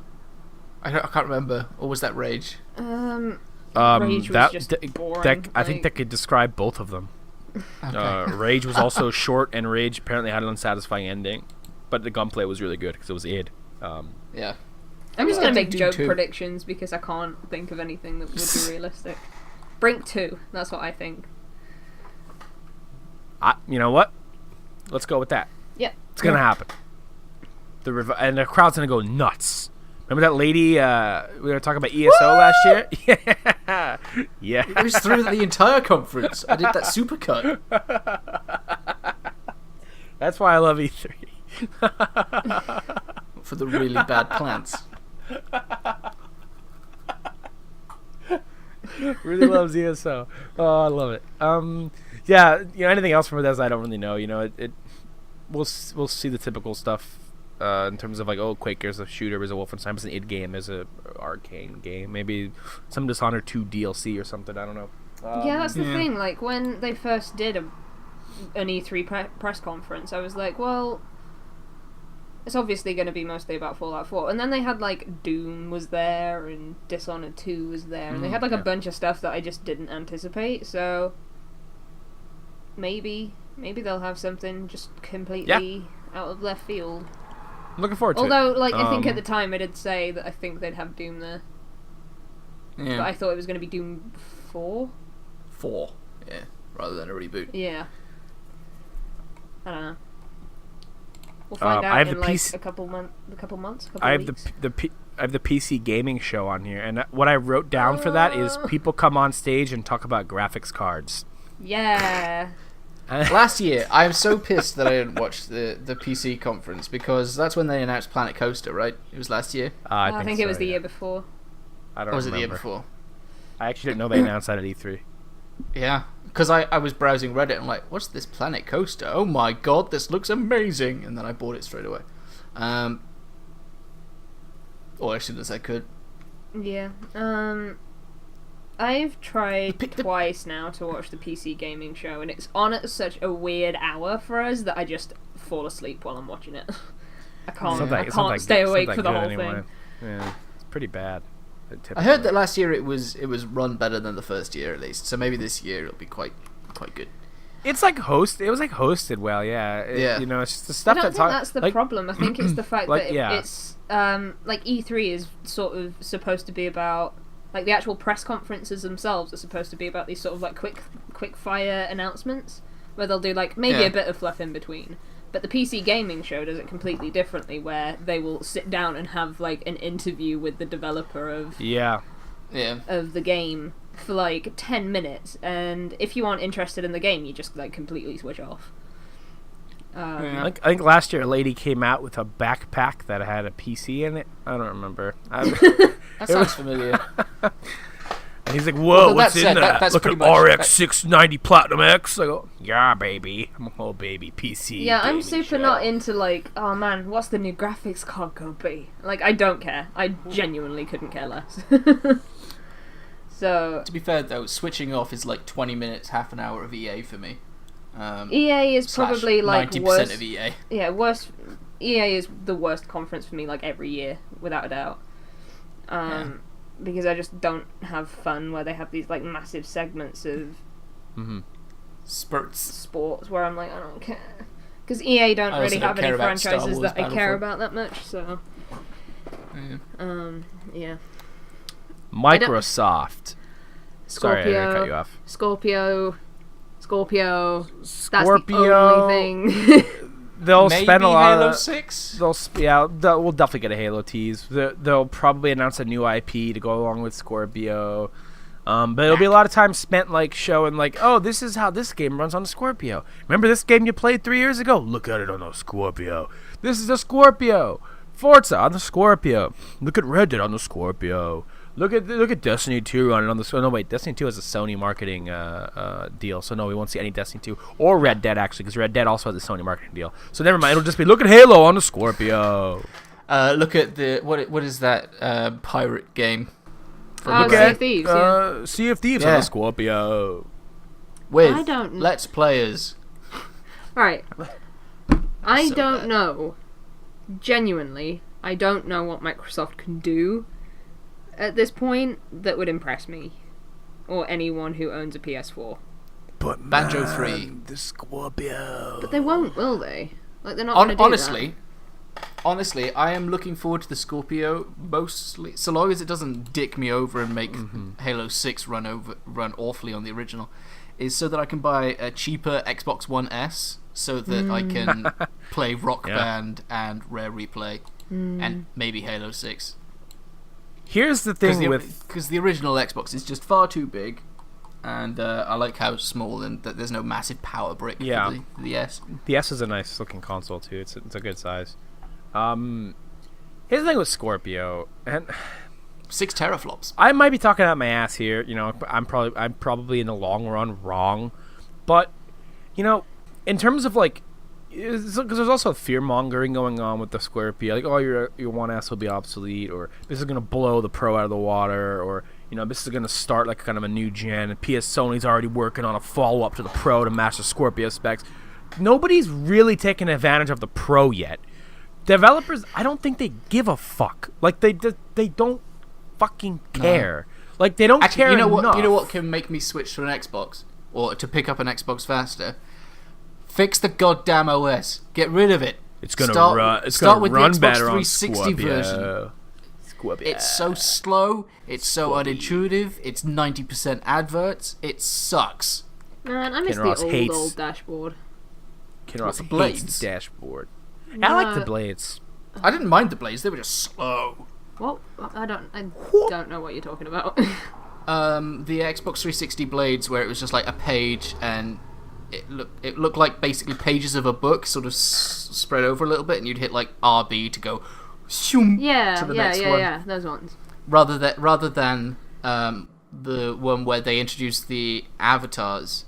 Yeah. And it was like a massive page, and you could go through like different tabs. You know, I'm not gonna lie. I liked the avatars. How dare you? I liked the avatar update of the dashboard. I liked seeing people's avatars, and it's the same. It's the Did you same. like seeing the bottom of an avatar's shoe? It's bam. I think the same reason I like me is, you know, the same reason I like avatars. I just kind of like that whole thing. I think the problem I had with avatars were that they weren't very customizable, really. Like compared to me's especially now on the Switch. I didn't think they were very customizable, and all the cool stuff you'd have to pay for. So if you wanted a Minecraft pig, you'd have to pay like £3 for it or whatever. Yeah. I've linked what the No, blades not look that like. one. That's not what I'm talking about. Yeah. No, that one sucked. What's that? Oh. Oh blades. yeah, those are the days. people at home are looking at old pictures of the Xbox 360's interface. But yeah, I mean, honestly, Microsoft's been under, criticism in the last few months ever since they canceled Scalebound. They canceled Scalebound. Yeah, what have they got now? And it's a ongoing conversation of what does Microsoft have in terms of unique IPs of their own. You have Nintendo, who always has their lineup of first-party games. You have Sony, who always has their lineup of first-party games. And Microsoft has their lineup of first-party games, but it's the same fucking first-party games that, okay... Well, what do they have now? They've got Forza and Halo. Gears of War. Do they have... Oh, yeah, Gears. Who had Days Gone last? Sony. Okay, never mind. Never mind. Yeah, Microsoft, I don't know what's happened. I don't know what happened either, because I was a massive supporter of the Xbox 360 because I thought it was a good console that had good exclusives and good shared things as well. I'm wondering if it's a case of that it's pretty much the same as it's always been, but Sony have just been grabbing up so much of the marketing stuff that on the shared things that you just never think, oh yeah, Destiny's also on the Xbox. Yeah. Well, that's the power of those marketing deals. Like that's what you're talking about, right? Sorry, I was reading something. Yeah. About Red Dead. Getting out in front and paying for that marketing exclusivity, it does so much for the mind share of the game and its platform and where it's at. It's so important. You can't be overstated. Red Dead has it. Sony this gen has fucking locked down all of those. They got it for Destiny, they got it for COD, they got it for Red Dead. They just get it for Halo now, and then they're good to go. Oh, Devolver Digital having a press conference. Oh, are they? Yep. They're a really great indie publisher. They publish and develop a lot of really cool games. They publish a hell of a lot of stuff. Yeah. One thing I will say, in Microsoft's favor, is that I do appreciate that they have their press conference at not a dumb time. They appreciate the British people. We have to stay up until 3 a.m. to watch Sony. Oh, yeah. It's just a shame that they don't, give us something worth... So if it was the other way around, where Sony had the normal time and Microsoft had the crap time, I would not, at this point, watch the Microsoft one at all. Because I'll be staying up till 3 a.m. with nothing to gain from it. Yeah. Whereas at least with Sony, you're like, yeah, this is cool, I want that. Sony's generally pretty good. It sucks that it's on so late, but it ends up becoming worth watching over a Microsoft in that time slot where it's okay. It's Halo hour at 2 a.m. I'm out. Peace. See you later. It's Forza. It's Dawn of Scorpio. But yeah, I think the Scorpio is going to be far too expensive. You remember when the PS3 came out and they're like, it's $600, and everyone was like, I'm super curious. At least $500. Super curious on Scorpio. Super curious what precedent it will set. People say that about the Pro, but it hasn't set any damn precedent at all. So we'll see if the Scorpio does that. A bunch of people complain about games not being up to scratch or whatever. Yeah, so we'll see. That's gonna be that's. I think in terms of what can we predict? Their conference will be heavily focused on Scorpio. So that's really all I could draw. Ubisoft. Assassin's Creed Empire. Yeah, Assassin's Creed. Probably get some footage Just Dance. They just announced Far Cry early. I don't know why, but we'll get footage of Far Cry 5. What a weird name. Anyway. Far Cry 5. Yeah. I thought Far Cry 4, Far Cry Primal, Far Cry Early. I'm excited for it because... oh my god. Sorry, I'm going to close my window. Yeah, so you got Junkman over there too. Except he's on a bike. I like the Far Cry franchise, and the early rumors for Far Cry 5. One early rumors were that it was a Western because they were filming an ad for it in Montana by an old church. But then some other leaked info came out of like somebody on the shoot said it was for a modern day sequel to an open world franchise. So the other rumor is that it's potentially taking place in like modern day Montana, which is exciting for me because that reminds me of like the show Justified, and like I think having a country like type setting like that set in modern day America instead of like the tropical jungle, I think could be cool. And depending on what type of narrative, much dangerous stuff in Montana though. Yeah, I mean, you're not gonna get dropped by an eagle or a crocodile or a python. I mean, that's what's interesting though, is that it could totally alter the formula of Far Cry. Instead of like, oh, there's another game about skinning animals and shooting crazy guys with bows. I'm interested to see where, and if it is modern day Montana, obviously that isn't like everyone's tribal and wacky and crazy and they're killing everybody. Like, will there be like actual little small towns of like, rural Americans, walking around and stuff, like normal everyday people, and instead of like, oh, here's a tribe of 3 tents and a lady walks out and like, you gotta get the spirit, and you go and you use a shotgun to kill an elephant.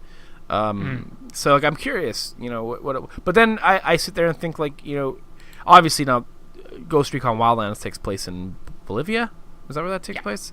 I feel like you start getting a similar vibe, if you're bringing all of your franchises to open world modern day, where you're using military weapons out in a modern day foresty country mountainous area. I feel like you get kind of the same kind of vibe as Ghost Recon Wildlands. But obviously, I'm not comparing Montana to Bolivia. But you know what I'm saying? Like that kind of like oorah attitude of the stuff that came out on it, leaked stuff, is that you're a policeman. So again, maybe not the best person to be when you're allowed to just run about and shoot whoever you want. But we'll see how that goes. They also announced The Crew 2 early, which I never thought they'd make a sequel to that. What? Oh my god. Mm-hmm. A sequel to The Crew. Oh my god. I hear they improved that game substantially over time, but I just never bought it because I just never wanted to play The Crew. I mean, that reminds me, I still need to buy Watch Dogs 2. Yeah, I still got to play that. It's sitting there. That's on the game. Let's look at it. I'm like, hey Bill, play it right now. Because I hear it is pretty good. Do we know if Aisha Taylor is hosting again or not? Probably. Has she done it like years in a row at this point? Like 5 years in a row or something, I think, at this point. 4 or 5 years. Probably. I hope so. She's like one of the only things that makes me smile in that conference. Did the Division come out last year or the year before? Year before, I think. So we might get a Division 2. Yeah, it'll be interesting because if anyone is asking for particularly. They said all the Division Year 2 content would be free. So I'm curious what the future of the Division is, because I like the Division. It's just it ran into some similar issues Destiny ran into late into its life. It improved a lot of the early game stuff that Destiny had problems with, but once you hit the end game again, not the same problems, but problems that seem pretty familiar. Which they've since improved, but nobody I know plays the Division anymore, and I'm not paying for the DLC to experience that. So, considering I've heard that the best thing about the Division is the Hunger Games style multiplayer mode, survival mode. People basically just buy the game solely for that mode. I'm wondering if they'll sell that as a separate game. Good point, because I was actually, this is one thing I forgot to put on my list, is that genre is getting so big, like Battlegrounds is such a big game now, like PlayerUnknown's Battlegrounds. That game is getting traction, and there are console versions in the works. But if there's any developer who would put out a big budget version of something like that on console, I feel like it would be Ubisoft. So I think yes, taking that idea of how popular their Division survival mode got, and how popular PUBG is getting, and how popular H1Z1 Battle Royale was for a bit, and all those games, there's nothing like that on multi-plat. Like maybe. What if Ubi got into talks with PUBG and helped with the console versions, polish it, and I can see that. I can see that for sure. I could if any developer come from, by the way, because I went from one day never hearing about it to suddenly everyone was playing it on Steam. It's based on the developer for it. I think is the original developer. It was a mod for Arma 3, I believe. That was really popular. Mod for that game. My God. Yeah. And then they branched out and I think they're a Korean developer, I think. And it just exploded. It came out of nowhere. I mean, all of these games do explode for a bit. I'm wondering how long. I think the difference with this one, and what I'm noticing, it does seem more like what I've seen of it. It does seem more finished than other. What's going on with Daisy at Battle the Royale? Daisy has been cancelled, hasn't it? Or it's just stopped development. Has it? I thought so. It stopped development after the guy left to make his space game, didn't it? No. I don't remember if they canceled DayZ, I don't know or if that guy just left and people. I think that guy just left and started making another game. Was his name Dean Hall? Well, the DayZ creators. It's not a game. His space game was canceled. Was it? Yeah. So his space game that wasn't a game. Yeah. But as far as I know, DayZ I think is still rocking. Okay. But Splinter Cell is supposed to be this year as well, isn't it? Oh yeah, that's another Ubisoft title. All the Tom Clancy stuff. You know, I kind of want an End War 2. I never played End War, but hey, I enjoyed like the idea of it, and the voice comms worked quite well. End War VR. Here we go, Kinross. It's coming. You heard it here first. That could work. That could work. Like, well, maybe it wouldn't. I like the idea of being able to switch between like on the ground control shooting and then going into like massive world map and being like, okay, we need to move stuff from here to here. Yeah. I like that idea. End War 2, please. Thank you. I'm sure we'll see more stuff from Fractured Butthole. I'm surprised that game is still not out because I feel like it got delayed like 2 or 3 times. Right? Yeah, October is officially coming out. They finally announced the release date. Well, another release date because it was delayed. Yeah. See, that's the sort of game where I don't quite understand why it gets delayed. I mean, probably development issues like any other game, you know. I mean, I guess it might not take as much, you know, from a technical standpoint to make it, but and as far as I know, it isn't Obsidian making this one. I just found that out the other day.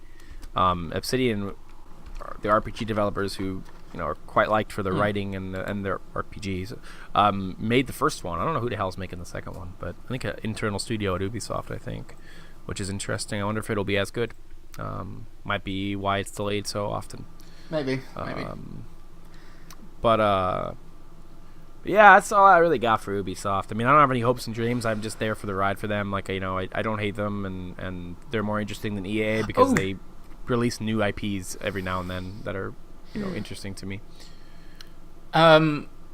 This probably would fall under Nintendo rather than the Rabbids game, the Rabbids Mario Cross game. Ah. Yeah, what the hell is that? That's gonna be an RPG, right? Is that what they said? Apparently, yeah. I'm probably gonna play that because I have a strange soft spot. For fuck's sake! I have a strange soft spot for Rabbids for some reason. Like, yeah, I don't know what it is. I don't know. It's something weird. And Mario RPG.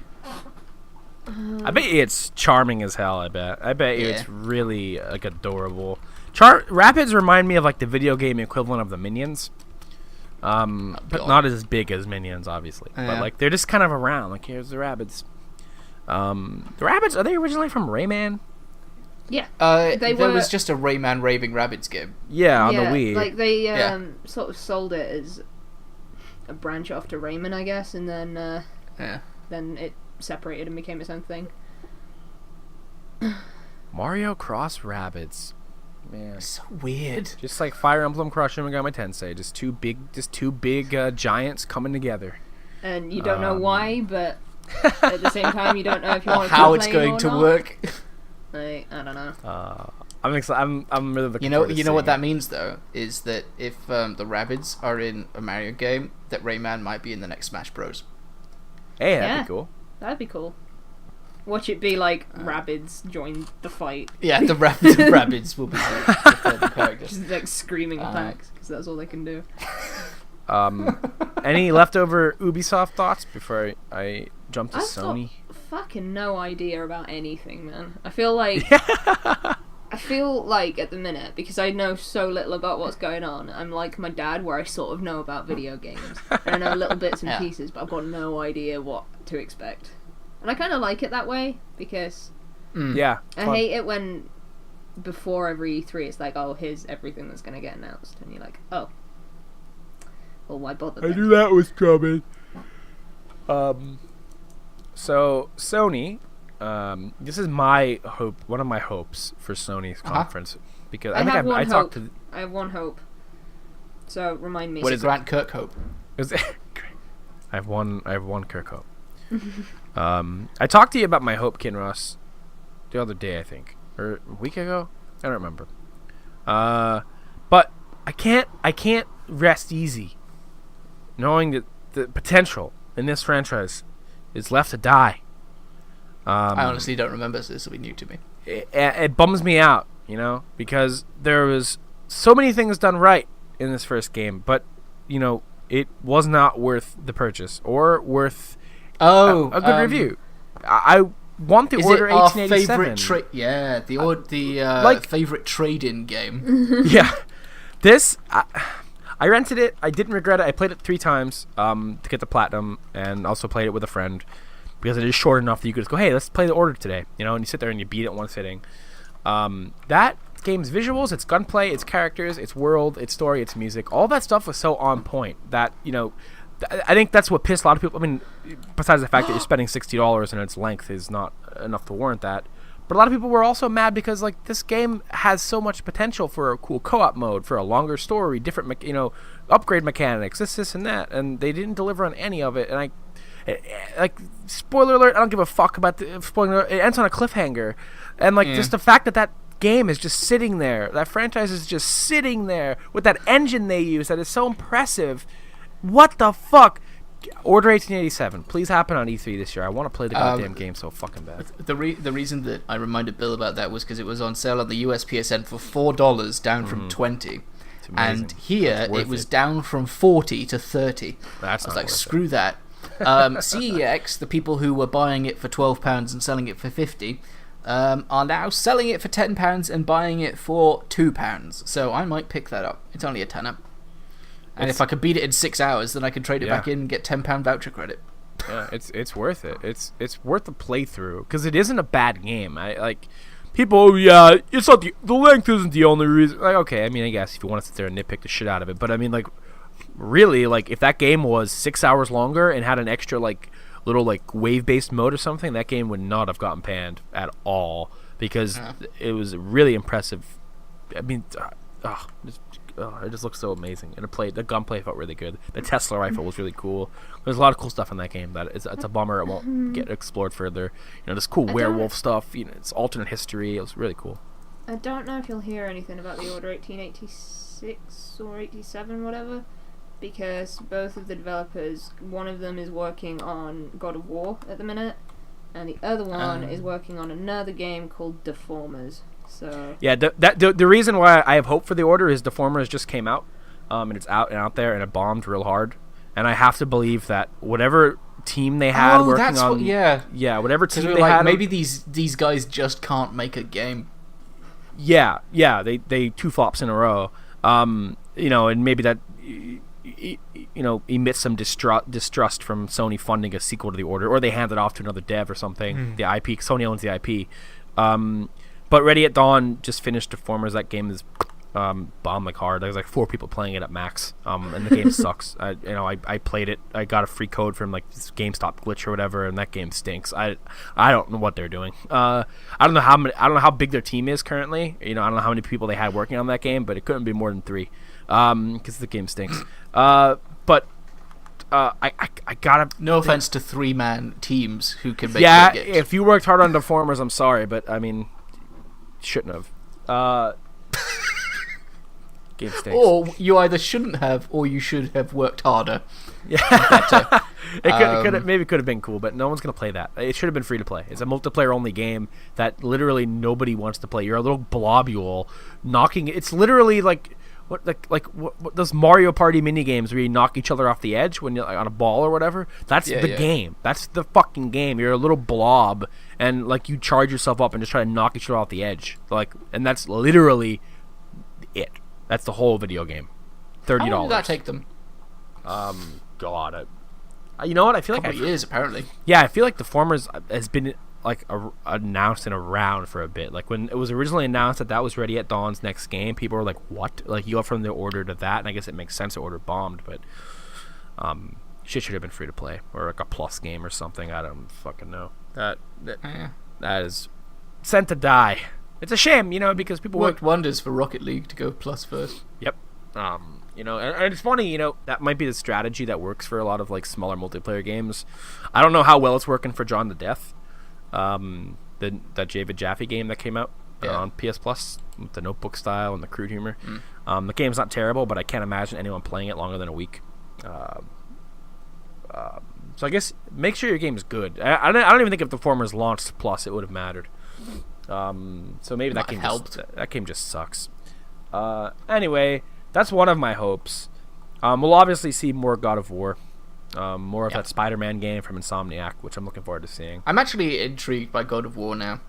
Yeah, it looks great. I'm a huge fan of Norse gods. Like that entire mythology is probably one of the coolest. Yeah, I agree. I agree for sure. Like the gods are actually interesting. They're not sort of bitchy.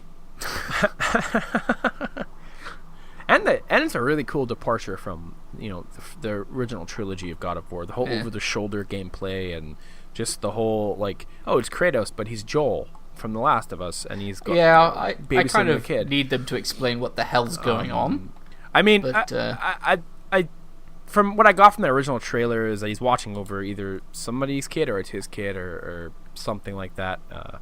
I'm interested. I'm interested to see what kind of story they weave there, because it's always been about just Kratos like just killing shit that he wants to get revenge on, whereas this has potential to maybe tell a more intimate story that brings I mean, not that I didn't care for Kratos, but I didn't care for Kratos as like I cared about this for Kratos character in the first game, and then he became a dick.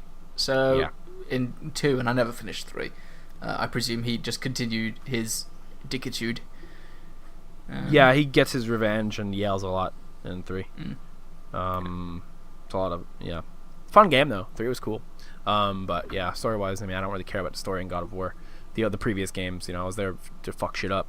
But with this one, it it looks to maybe appeal to me more from a narrative perspective, and the Norse mythology is really cool. And he gets a fucking axe, so I'm in. Can I probably talk see about more Days Gone. Can I talk about one hope? Oh yeah, you're. Because I will was forget. that Corn? What? Did you say Corn? No. Corn. The call broke up a bit. It's like, can we talk about Corn? Thanks. No, I said, can I talk about my one hope before I forget? Oh, which doesn't sound at all like Corn. No, Final Fantasy VII Remake. I want to see something from it. Oh yeah, I guarantee we see a check-in.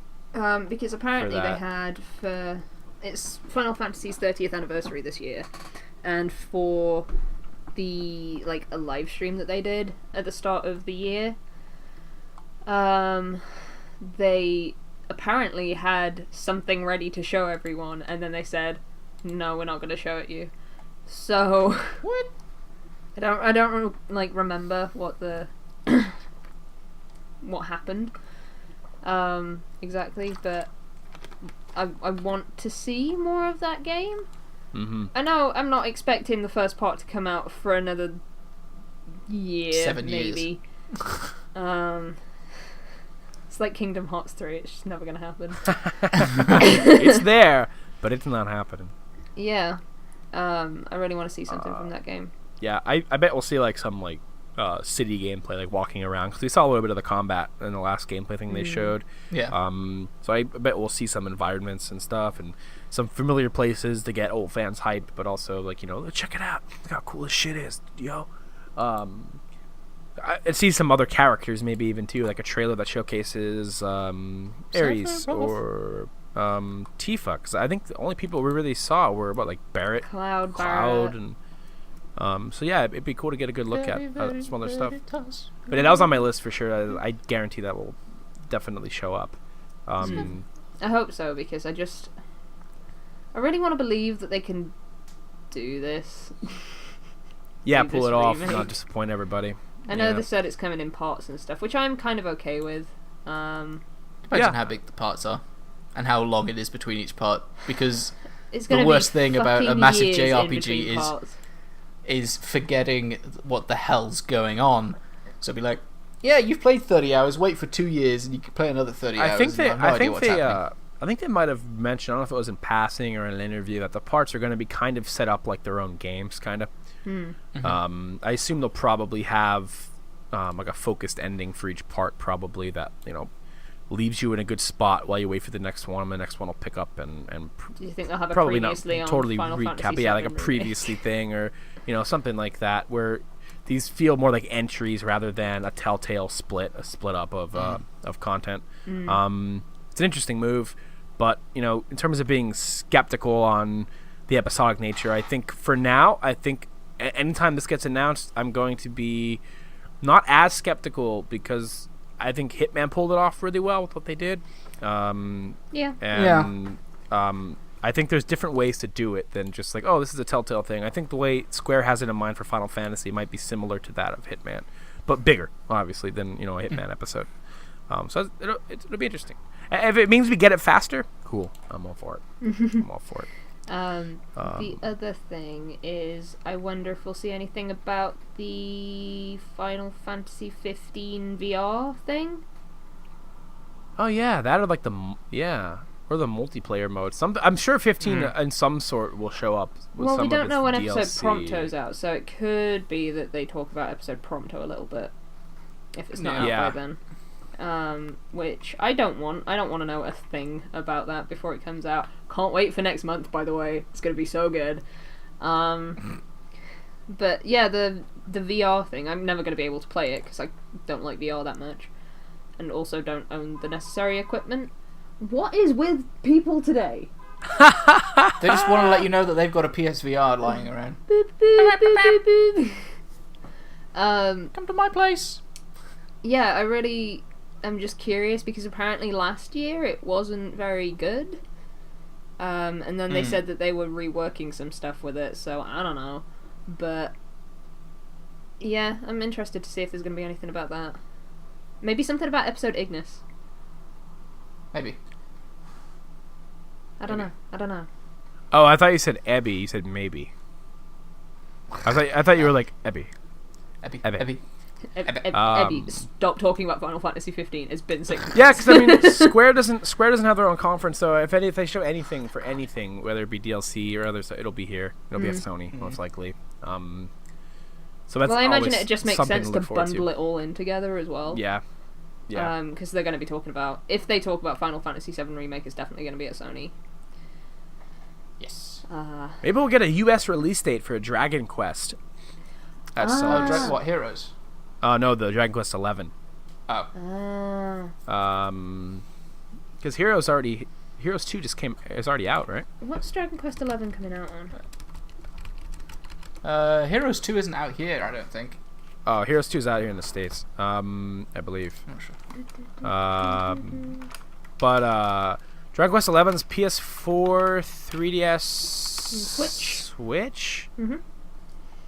But they haven't announced a Switch date, I think, for Japan yet. Everything else has a release date except for the Switch version, I believe. If that comes over here on Switch, I might be tempted. Oh, okay. Dragon Quest Heroes 2 came out on the PS4 here. It's not on the Switch yet. That's what I was thinking of. Gotcha. I didn't know it was going on the PS4.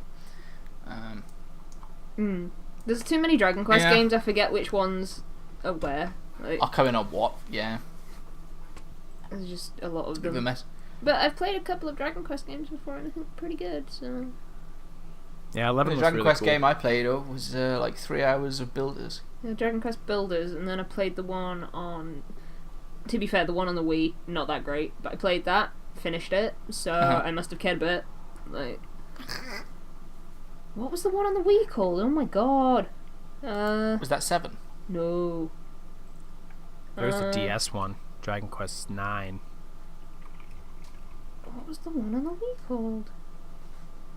According to Google, Dragon Quest Swords. I don't think it was called Dragon Quest What Swords a name. here. What a name. No, it's called Dragon Quest Swords, Sword. The Masked Queen, and the Tower of Mirrors. Yeah. Yeah. Okay, I understand why they shrunk it down to swords. Yeah.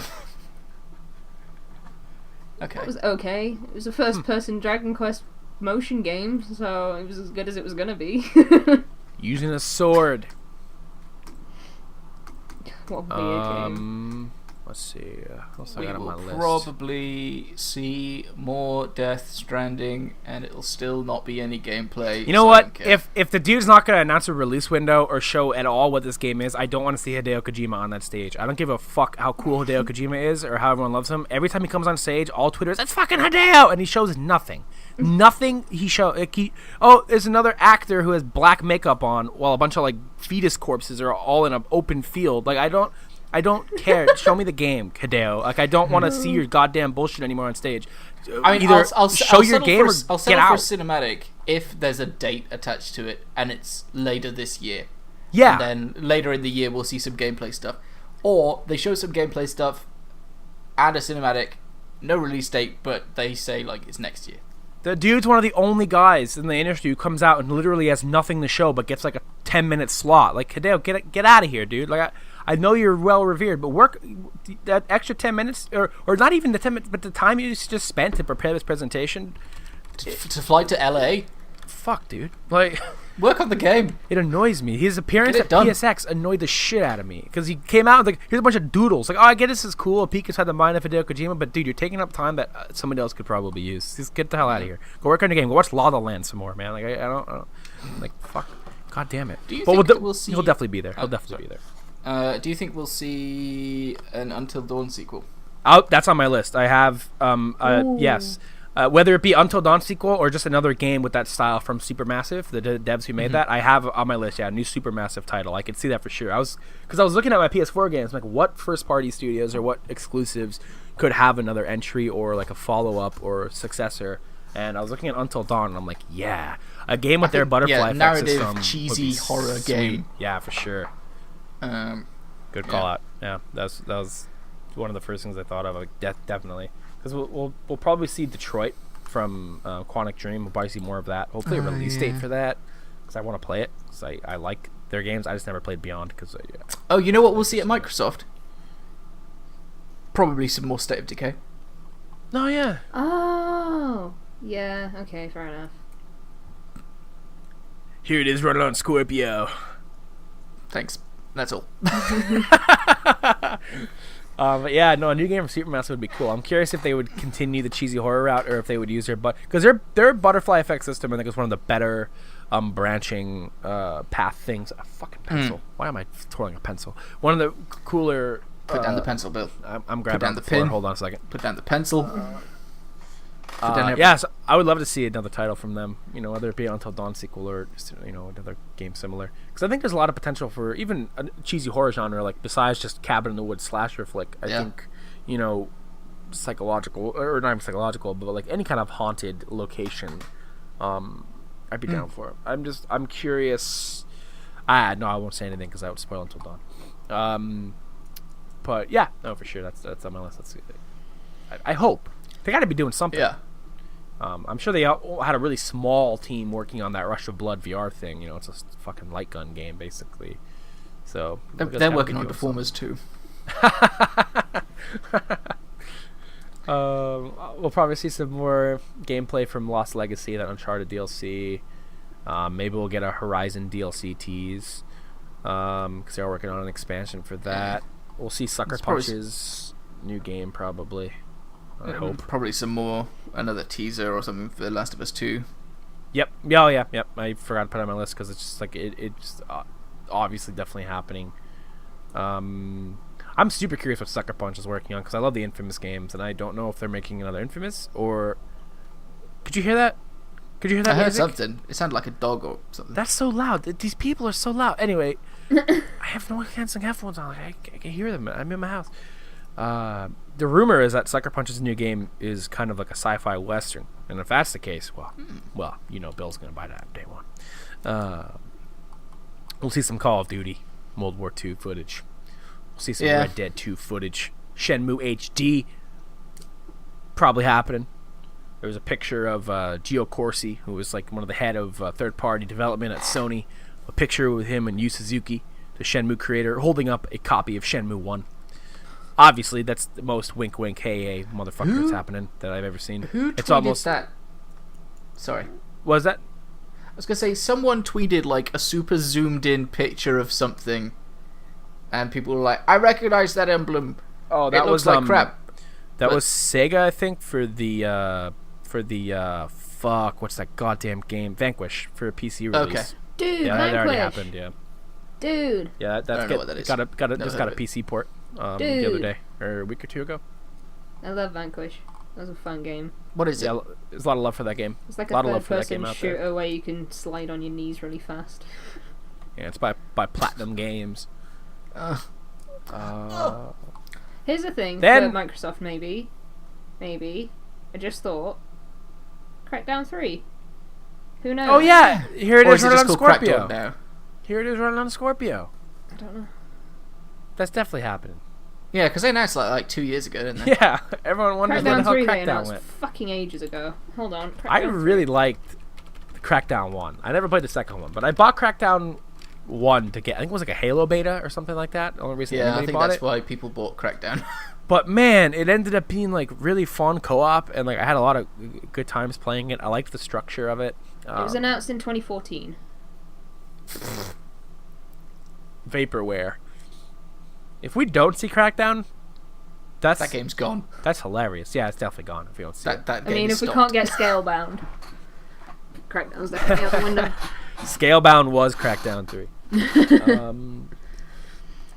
That's why they cancelled it. They were like, you've gone way, way off target with this. It's supposed to be Crackdown. You gave us dragons. No. I'm hoping to see at least some Shenmue 3 footage. But then my main hope, my main desire from Sony is obvious. Bloodborne. Mass Effect. Bloodborne 2. Yeah. I'm going to get Dark Souls 4 now. Totally Bloodborne 2. Or like another From Software Sony exclusive that is a successor to Bloodborne, but not necessarily, because as much as I want Bloodborne 2, and I'm not going to ever complain if they give it to me. I think as a whole, start to finish, front to back, Bloodborne kind of tells its tale and ends, and that is Bloodborne, and I think that's a masterpiece. And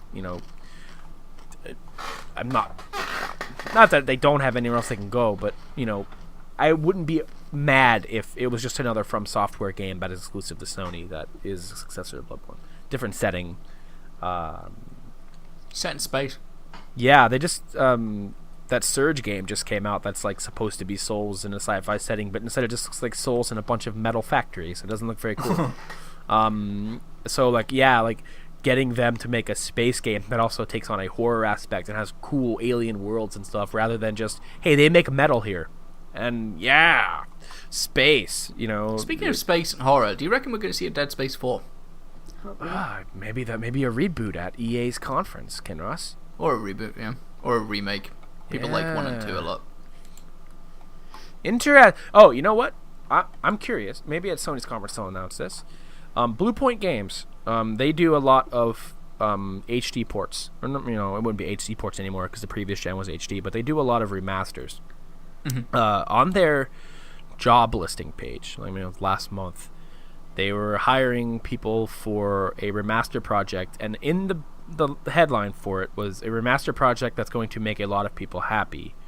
I am very curious what that is. That could be a number of things. That could be a Dark Souls collection on PS4 and Xbox One. That could be Demon Souls through... Oh, that would be a Sony exclusive then. If it was Demon Souls, Sony owns that IP. It would be Demon Souls through, Dark Souls 3, or, even just a Demon Souls remaster on PS4. Or, I'm thinking Mass Effect remaster. I'm curious what that is and where it will be shown. If it will be shown. If they're still hiring for it, who knows? But I'm super curious what that is, because I like remaster announcements. In the middle of everything else, they're nice little revisits. And if it's a cool game that you can't really get anymore, maybe it's Nier 1. I don't know, but I don't know if it'll make a lot of people happy. It'll make a small group of people who like Nier 1 happy. But curious times. Crash Bandicoot's coming out as well, isn't it? Mm-hmm. Yes, end of June, I believe. Is that a new one or a remaster? The remaster. That's a total ground-up remake of the first 3 games. A remake. Okay. Which I didn't know it was the first 3 games. When it was originally announced, I was just totally toned up. Like, oh, they're remaking Crash Bandicoot. And then when I saw it was called the Insane Trilogy, I got pretty pumped because I liked the first 3 Crash games a lot, as I'm sure a lot of people have. That's why everyone's so excited for it. But that's good. It looks good. I've been listening to gameplay of it. Looks like Crash Bandicoot. Plays like Crash Bandicoot. Oh, they'll be talking about your bet losing game Knack 2. Oh yeah, fucking Knack. I forgot about Knack 2.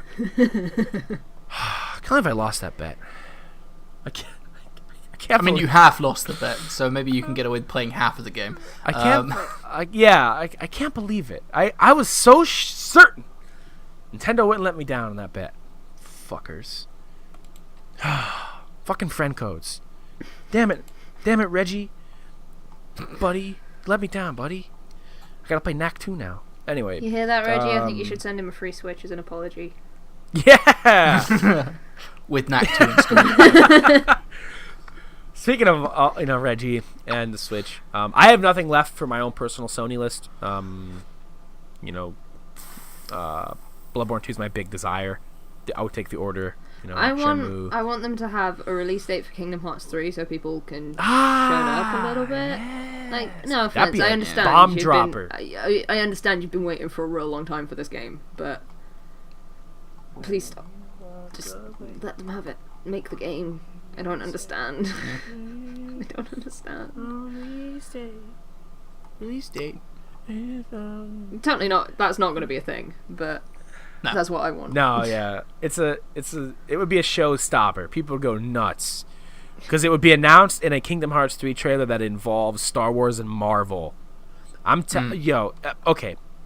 My dream I never played Kingdom Hearts. We talked about this last time. But I also don't have any ill will towards Kingdom Hearts. But like You'll pay for this. You'll pay for this. I really want them, because like now that Star Wars and Marvel are owned by Disney, I would really desire a trailer that stars. I'll let you get it out, Kinross. I'll let you get it out. I'm less remembering the moment and more the edited video that I yeah. It's pretty great, man. That should be put on Twitter or something as a small clip. It's so perfect. But my dream Kingdom Hearts trailer would be like, it goes black and you hear like Darth Vader's breathing, and then you hear a lightsaber come out, and then it's like it's so cheesy and dumb, but it's Sora fighting Darth Vader with the Keyblade. But like that's so cool. It'd be so cool to go to a Star Wars world to like, or like a Marvel area or something now that they're on. Like it would be so neat. Besides just here's more Hercules. Oh, thanks. I'll tell you what. The day that they announce a Kingdom Hearts 3 release date is the day I go and pick up the remix version so I can play it. 1.5, 2.5, 2.8. Yeah, it's like I'm super not gonna wait ages for a game. Yeah. Like, that I could willingly just wait a bit for, play other stuff in the meantime, and then I can get invested and just play the third one when it comes out. That's what I'll do. Get ready for Even that though Mickey technically Mouse it's drama. more like the 15th one, but... Yeah. Cool. Sony, looking forward to you. Nintendo. Yeah. I have nothing on my hopes. Nintendo list besides Pokemon Stars. That's all I have on my I list. really want them to call it Eclipse rather than Stars. Stars is stupid. Eclipse makes more sense. Definitely. I have like a bajillion hopes, but no proper predictions. Pokémon Tournament on the Switch.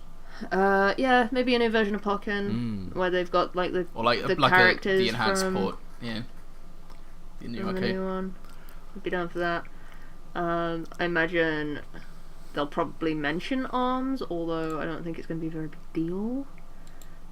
Yeah, because ARMS comes out that Friday or something. Yeah, it comes out that week, and they've just had the direct, which covers pretty much everything. So just be like, by the way, ARMS comes out this week. Thanks. Yeah, I imagine they'll mention Splatoon 2 in some fashion. Mario is going to be like the biggest one. I don't think they'll announce a date, but I think they'll have something more to show us. Because I just feel like 6 months away from the holiday season or whatever, still a bit far for a release date.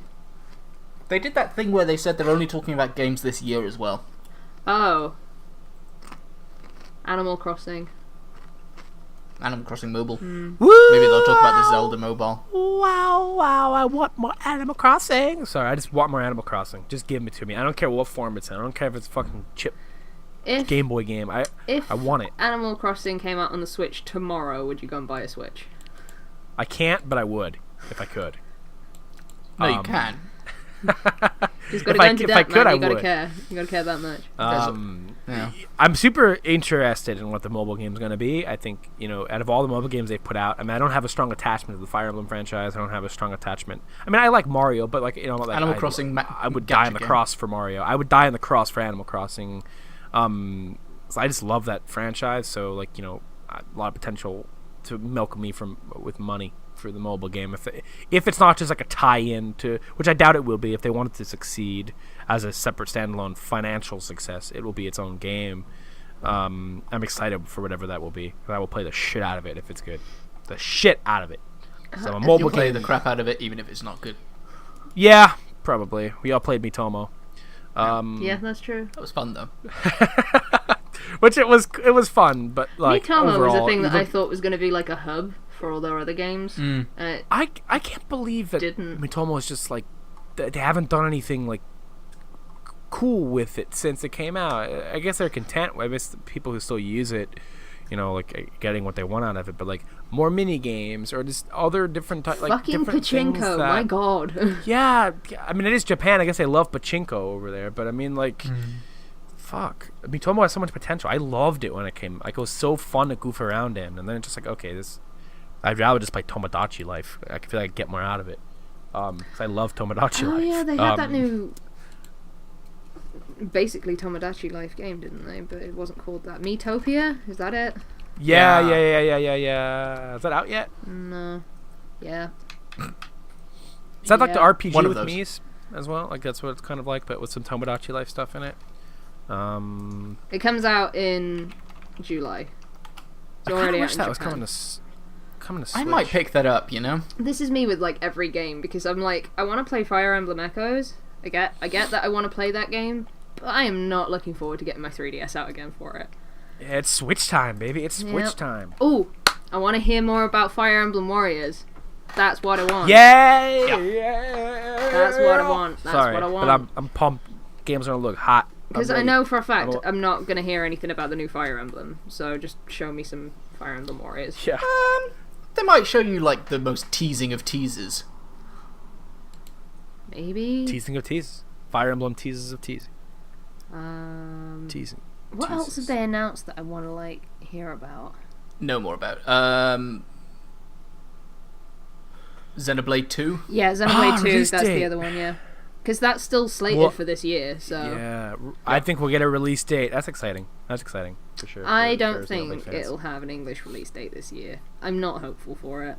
If we do, great. That's another game to add to the fucking pile, isn't Global it? launch day.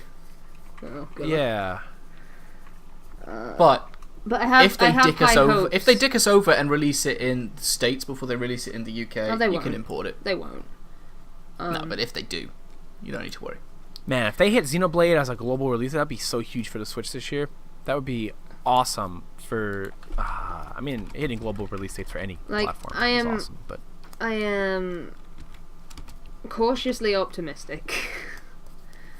I'm cautiously optimistic. I don't like the art style for Xenoblade 2, particularly. The anime. Yeah, I know it probably... It's probably the sort of thing that over 120 hours grows on you. Yeah, it's just a kind of... I know that it looks a little bit hideous, but I kind of like the design of like Shulk and Ryan and the weird faces and stuff. There's something kind of endearing about it to me, so... Honestly, at this point, I'm wondering if they are like, maybe we shouldn't have released it for the new 3DS. Maybe we should have just done an HD remake of Xenoblade 1. That would have been so good. Yeah. Yes, because okay. I'm not gonna shit talk Xenoblade because it's a great game. It is a great game, but what it came down to for me, why I couldn't play it as much, is because like I was playing it on the Wii, and it was standard def, and I'm playing it on my HDTV, and everything is scrunched and ugly looking, and like, not the game's fault at all. It's not Nintendo's fault. That was the way the Wii was. But man, if they would have just fucking made like a Wii U version or something, like, with like, man, god damn it, I probably would have enjoyed it more. Yeah. But I'm not even a graphics guy. It's just like everything. No, that's the problem. Is you're like, you get a nice yeah. TV and you're like, oh, I think I'll play this Wii game, and you're like, did it always look this hideous? Because I don't remember it looking so bad. Honestly, though, I think I might have actually enjoyed the 3DS version more than the Wii version because of the interface and certain things being on the second screen rather than all being scrunched on this standard def thing on my TV where all the interface is just what is going on. Everything's in my fucking face. I was thinking about that the other day, actually, where I'm like, you know what, I was actually saying, I talk to myself often in my room. Not totally out loud, but after I beat Persona, I'm like, man, like, you know, another beloved JRPG is, Blade, and, I'm like, I kind of want to give it a second shot, like, from a different mindset, and maybe, I would rather play the 3DS version than try to go back to the Wii version, just because, I just don't want to play it on the Wii. Yeah. So I was thinking maybe one day going back and playing it on the 3DS, if for some reason we don't ever get any other version of that game ever within the next 10 years. Yeah, I would recommend it on 3DS just because it's portable, and that's like the number one thing I feel like want in a JRPG at this point, is portability. JRPGs must be portable so that you can play it at the TV, or you can play it at your computer, and then you can be like, I want to play it in bed. I'm different. I can't play a 90-hour game on a handheld. Will change the moment that you are playing a game like that on the Switch. You will change your mind. Well, see, like, I've played big RPG, like JRPGs on a handheld with the Vita, and like I just don't beat them. Yeah, but the Vita screen's tiny. I think one of the reasons I beat Persona is because it was on the PS4 and I played it on a console. Like, any big long games on handhelds, if it's I on just a handheld don't beat them on a handheld and a home console. If it's on both, then that is true. Best of both worlds. Then you can play it literally whenever. Like, you can play it on your big TV and it's nice. And I will play the Switch in portable mode and TV mode back and forth. But in terms of like my big RPGs being portable, I'm of the opposite end of the spectrum. I just think it's like nice when I'm settling to be able to be like, oh, I'm doing some grinding, so I'll do it on the train while I'm not really doing much else or whatever. See, I think that's where like it might be different. Like maybe where I live too is like I don't have any kind of public transport commutes like that are longer than like 5-10 minutes. Just because like there's really no public transport here besides like the city bus, and that goes nowhere I go. So it's like, living in like San Francisco or something where like people are taking the train, like where you guys live, taking the train for a good bit. I don't have anywhere where like I would play my portable on the go, like on a commute or anything like that. Because I live in a kind of a smaller town, and I just everywhere I need to go is like 5 minutes away. So I don't have any commutes, and like when I want to play a game for like 4 hours, I want to like settle in and like I'm gonna sit here in front of my TV and play it. The only long games I've ever beat on handhelds are Pokemon games. But I've always associated Pokemon with handhelds. That might be why. I have a weird thing with handheld games. I don't beat them. You can say that about all games I play, but I've been doing pretty good. I've been doing pretty good lately. But like, handheld games, long handheld games, I just don't beat for some reason. There's actually a lot of things. I'm looking at a list now. There's a lot of things that I'm interested in from Nintendo that I would like to hear about. Do you think that they'll do a Smash port in the next year? It depends how much. Or do you think they'll just go straight to Smash 5? How much work it would be, because I imagine. Well, Smash 4 wasn't that popular in terms of like. I mean, it sold a lot of copies, don't get me wrong. But in terms of like the active fighting game community, not a ton of people were a massive fan. Will any Smash game ever be that again since Melee? Fucking no. A Melee remake with the new characters. Because like it seems like there's just a lot of people who don't move on purposely from Melee at all. They just refuse to watch. Is the only difference that it plays entirely differently. Like, it's faster game. It's got like different tricks. Because I was like, the only thing that I can remember is the Smash Ball is like the new thing for the Wii. No, there's like a lot of differences. Like, it's a faster game. It has a lot more tricks in it and a lot more like technical elements to it that they got rid of on purpose to make it so that more people could play. Okay. If you look at wave dashing, there's an example. So. But yeah, there's like an untitled BlazBlue game that they're working on for the Switch. There's... Oh no, they announced a BlazBlue and a Gunvolt Fantasy game, didn't they? Mm-hmm. And then there's the Octopath Traveler thing that I'm interested in looking at. It's gonna be cool. I know we aren't going to hear anything about the Shin Megami Tensei game for the Switch or the new Tales of game that they announced for the Switch. But I would like to hear about those. I think there's a lot of things that I'd really like to hear about that I'm probably not gonna, but... Yeah, they've announced Mighty Gunvolt Burst and Azure Striker Gunvolt. Sorry. It sounded like BlazBlue to me. Could be. Like, who knows? I'm just excited to like have a console where I can play a BlazBlue game because I've literally never had the right console for it. What else? The Rabbids Mario thing. Yep. Maybe there'll be a Metroid game. You never know.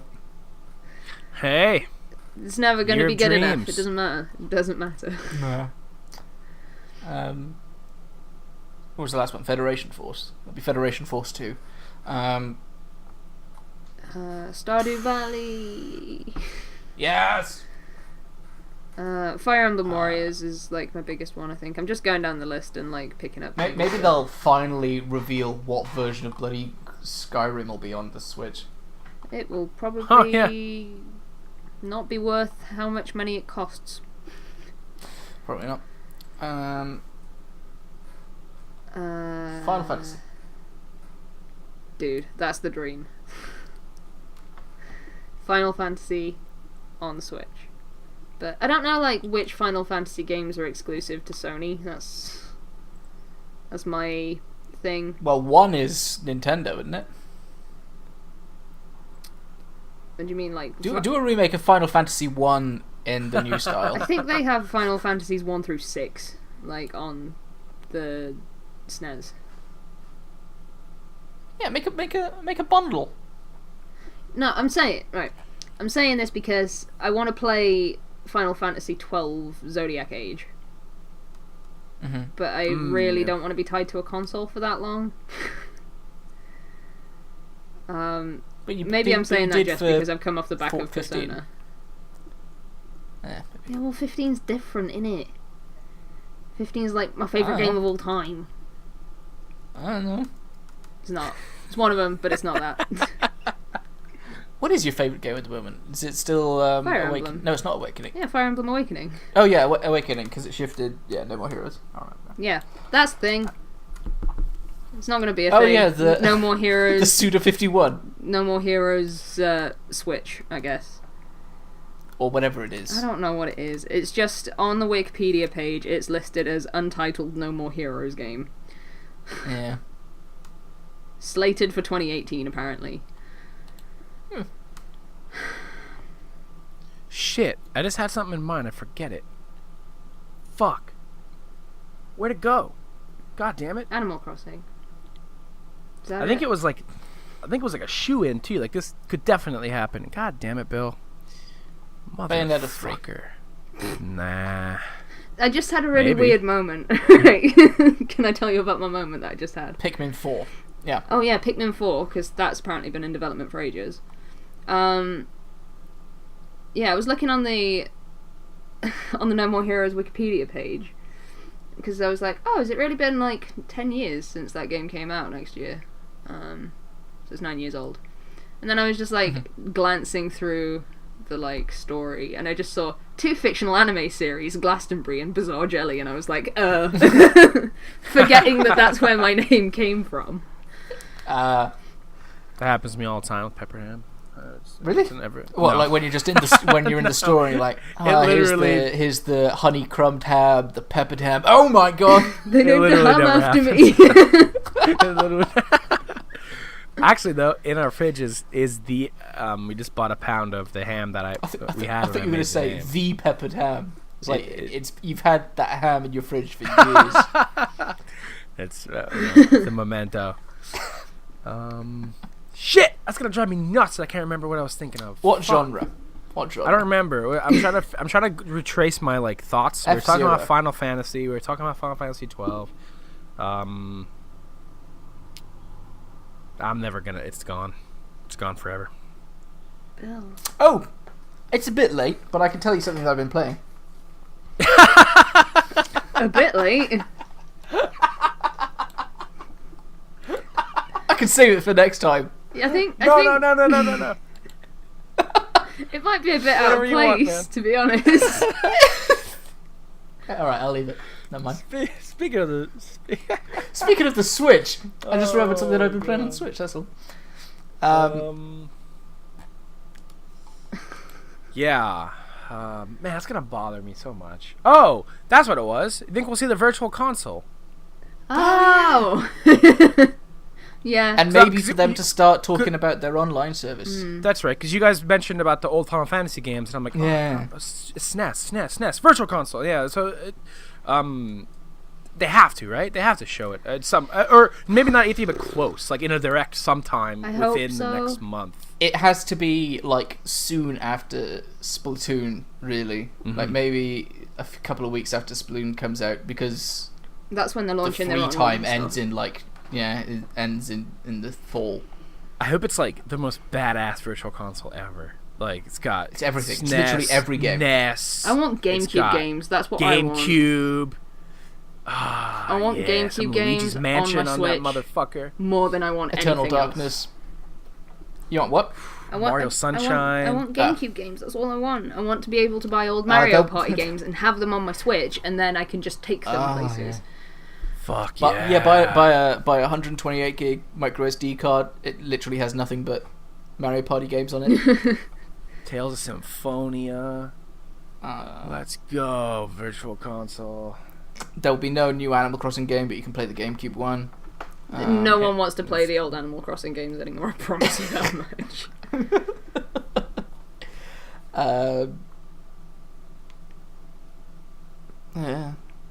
Yeah. Basically, I'll continue to think pretty much any game that was good on the Wii U, they should re-release it on the Switch. They really should, but I don't know if they will, because of I know for a fact that the only time we will probably ever see a release of fucking FE Sharp is on the Wii U, because for some reason it makes you use the gamepad as a phone. So you have to read text messages on there. I have a 30% off code for that game. I wonder if I should use it at some point. It's a good game, but you didn't like Persona 5, so maybe you'd hate it. I don't know. It depends on which parts of Persona 5 are present in FE Sharp, I guess. The dungeons. The dungeons, but with Fire Emblem characters, and it's based around idols. But idols are cool, man. I need to get back to that game. I really need to get back to that game. I feel like I need to go off.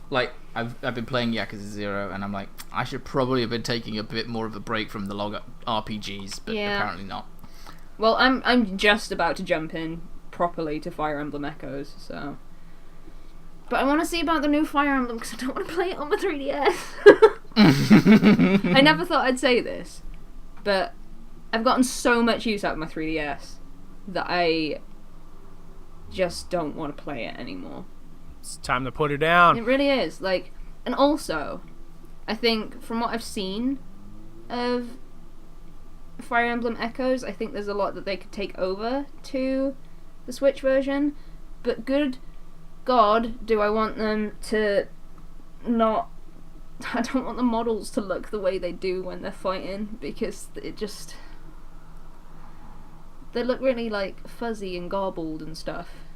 They have done since Fire Emblem Awakening, to be fair. Where they have these, amazing looking cutscenes where, everyone looks like an anime character and it's great. I want that to be the in-game art style, and it's just not. I'd settle for it to be an in-game art style, but a little bit fuzzy. What do you mean? What? Well, you know how, like in Yakuza, there's 3 levels of quality. There's the proper cutscene quality, which is all very high def and shiny, and then there's in-engine cutscene, which still looks kind of nice, but isn't anywhere near as shiny, and then there's actual gameplay, which looks a bit garbo. I would like a Fire Emblem game, where they take the middle quality, and it's that for the entire time. Nothing pisses me off more than when you're going from a super nice looking cutscene to something that looks like trash. And you're like, I'd rather that there was a consistency throughout. Yeah. I mean, everything. So if you're gonna make if your cutscenes, if your in-game stuff is gonna look like trash, tone down your cutscenes a bit. I understand what you're saying, but at the same time, I guess the Fire Emblem opening sequences and cutscenes and stuff are fucking gorgeous, and I just want them. They are. I just want that to be the game because I love them so much. Yeah, so we're saying the same thing. But I just want it to be high quality, because I think they would prefer their big story moments to look nice. Like when they're showing you something that is this is integral, important. They don't want to dumb it down just so you like the way the gameplay looks more. I think it's I suppose. Even ever since the PlayStation 1, with the pre-rendered cutscene, it's this is a big moment. We're going to show you what it looks like in detail instead of making you look at Lego, Cloud, Strife, Yeah, I guess a good example of that is how everything in Final Fantasy 15, I'm bringing it up again, yes I am, everything in Final Fantasy 15 was in in-game cutscenes, apart from the start cutscene, that one cutscene in the middle after something really big happens, and the ending. So... I always appreciate when a game can't look as good as its cutscene, and they show me something not that Persona 5 looks bad. Persona 5 was great, I think, for its style, but I always was anticipating the anime cutscenes because you got a better look at certain things that were going on. They could show you certain things better, when there was escaping certain palaces. Every palace escape scene when it would go to an anime, whatever. It looked. I looked forward to that because I got a different perspective on it than what I would be looking at for 80 hours. So I'm okay with cutscenes looking better. But I understand what you mean, though. It might take you out of it when you see, look at how fancy he looks, and it goes in and it's look how blocky I don't know if it's just because it's on the 3DS and everything's just a bit fuzzy because of the resolution and stuff. Yeah.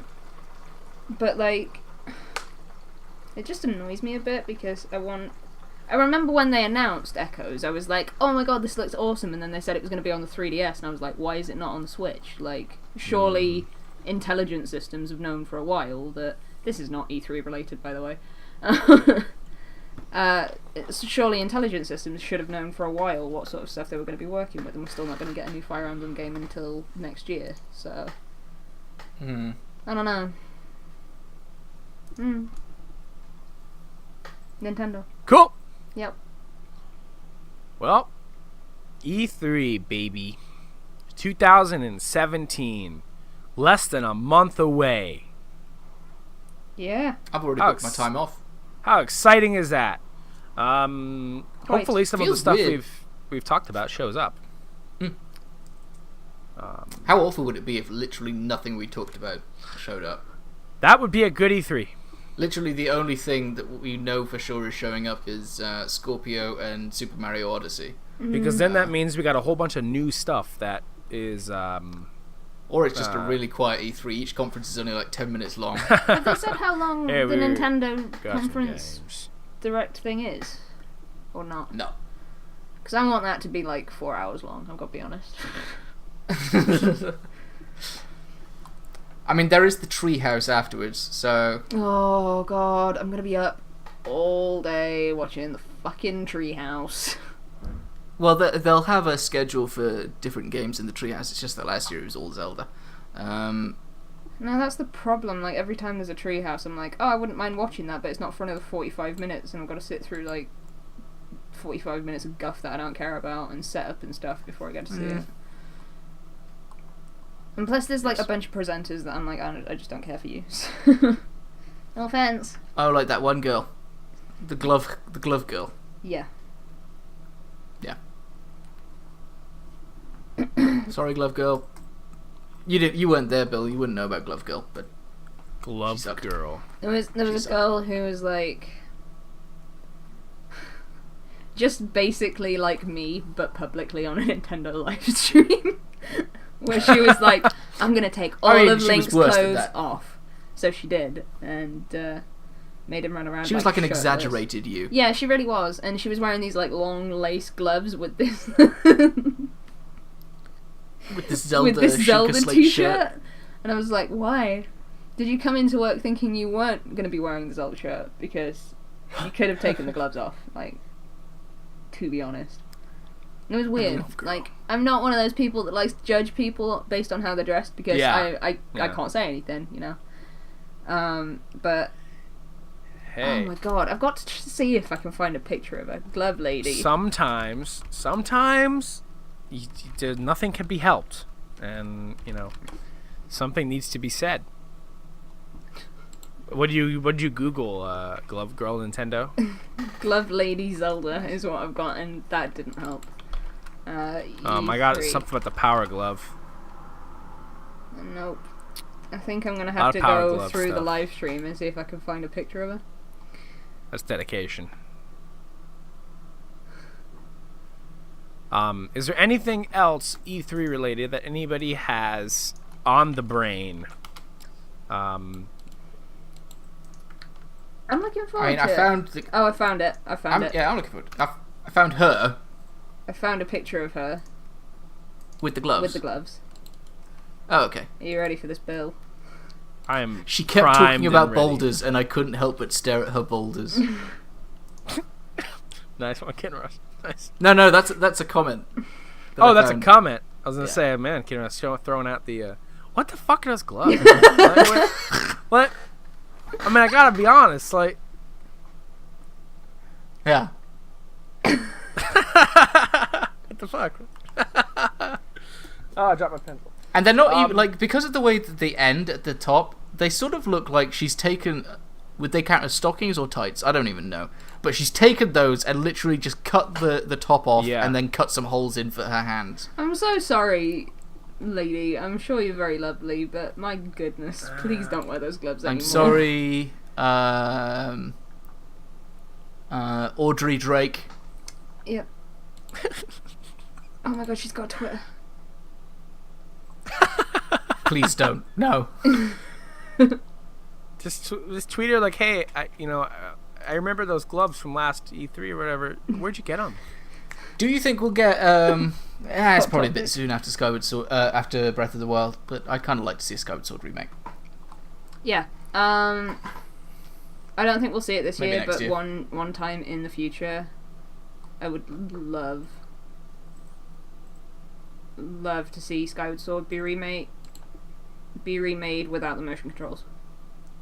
Or even with the motion controls. No, I don't want the motion controls. Because they don't fucking work for me. Like, they don't work for me. It doesn't matter what controller I have, they don't work. Yeah, but it's just the Switch. No motion controls. I refuse. If they're Build a remaking robot it, to do the motion controls for you. Alright, No. Bill, pass a message on to Reggie and to Shigsy. Got it. Scrap the motion controls. Make it so that you can play on the Donkey Kong bongo things. Donkey Konga bongos. Yeah. Alright, what if there's a Samba de Amigo game? What of it? It would be cool. It'd be a weird announcement. I just want so many rhythm games. I'm in the mood for rhythm games. Yeah. I'm always in the mood. Kinross, if you like rhythm games, check out oh fuck, what's it called? Please don't say Thumper. Please don't say Thumper. Amplitude on the PS4. I love that game. Oh yeah. Love it. It's not cheap, if I recall. What's up? It's not cheap, if I recall. I think it might be in the $15-$20 range, I think. That's too expensive for me right now. I can't afford that for like 3 weeks. Let's see, Amplitude. I I no-lifed that game when it came out. This £16. podcast actually lost direction more than I've ever I that's don't think ever lost direction so fast. That's why I was gonna say, if anyone has any thoughts left in their head about E3, we will close the show. Yeah. That way, like now. I'm sorry, it went off rails after I said that I had played something. No. Here's the thing: is that it's tough.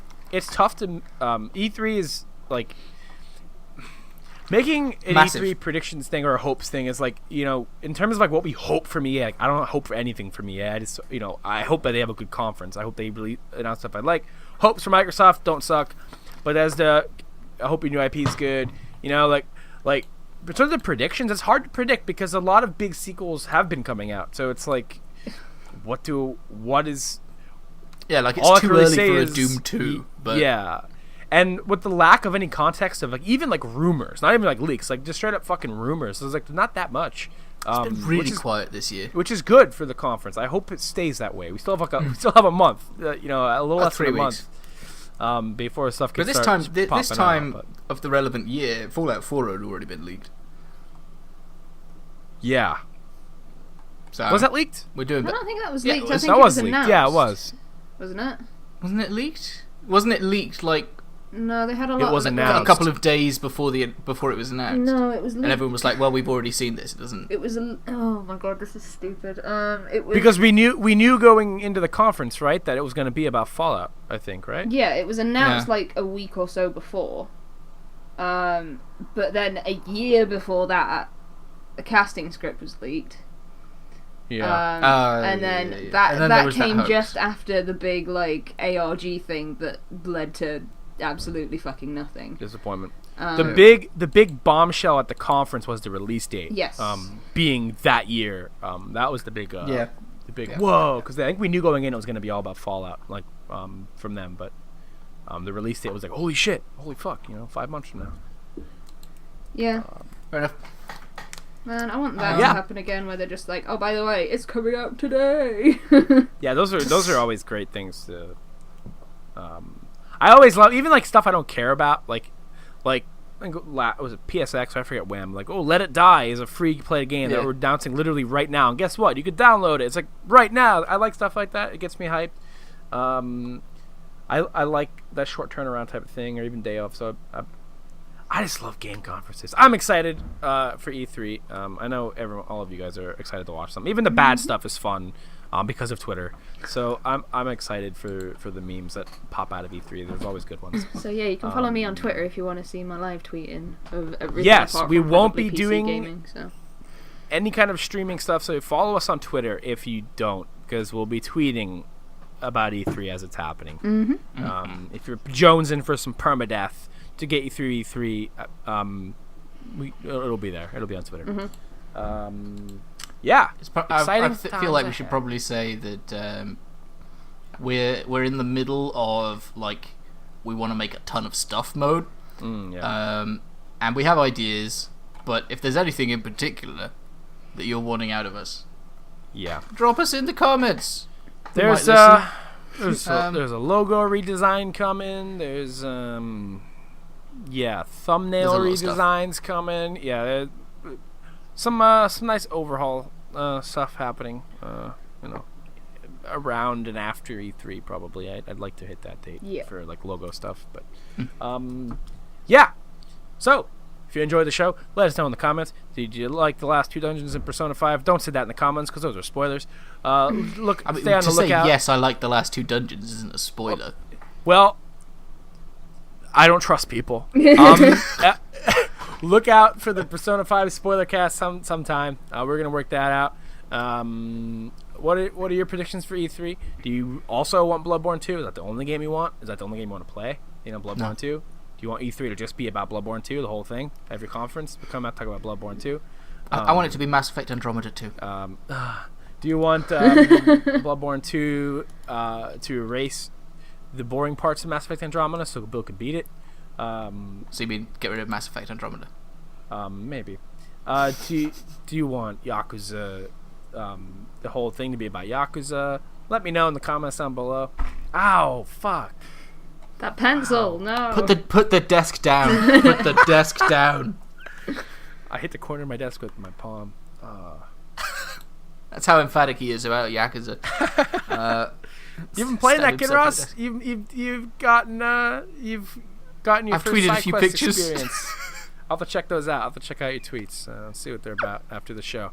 Yeah. But yeah, everybody, have a wonderful day or evening or night or morning when you listen to this. Yes. And let us know in the comments when you listen to the Permadeath podcast. In the shower? It's a bit weird. On the bus? But you missed a bit. Scrub. In the pool? When you're grilling? Some cheese grillers? I don't know. Pool. I'm gonna hit the stop button. Grilling in the pool. Bye, everyone. Thank you for listening. Bye-bye. Right now. Follow us on Twitter at Perma Podcast. Goodbye, everybody. See you in the history. What does that mean? See you in the history.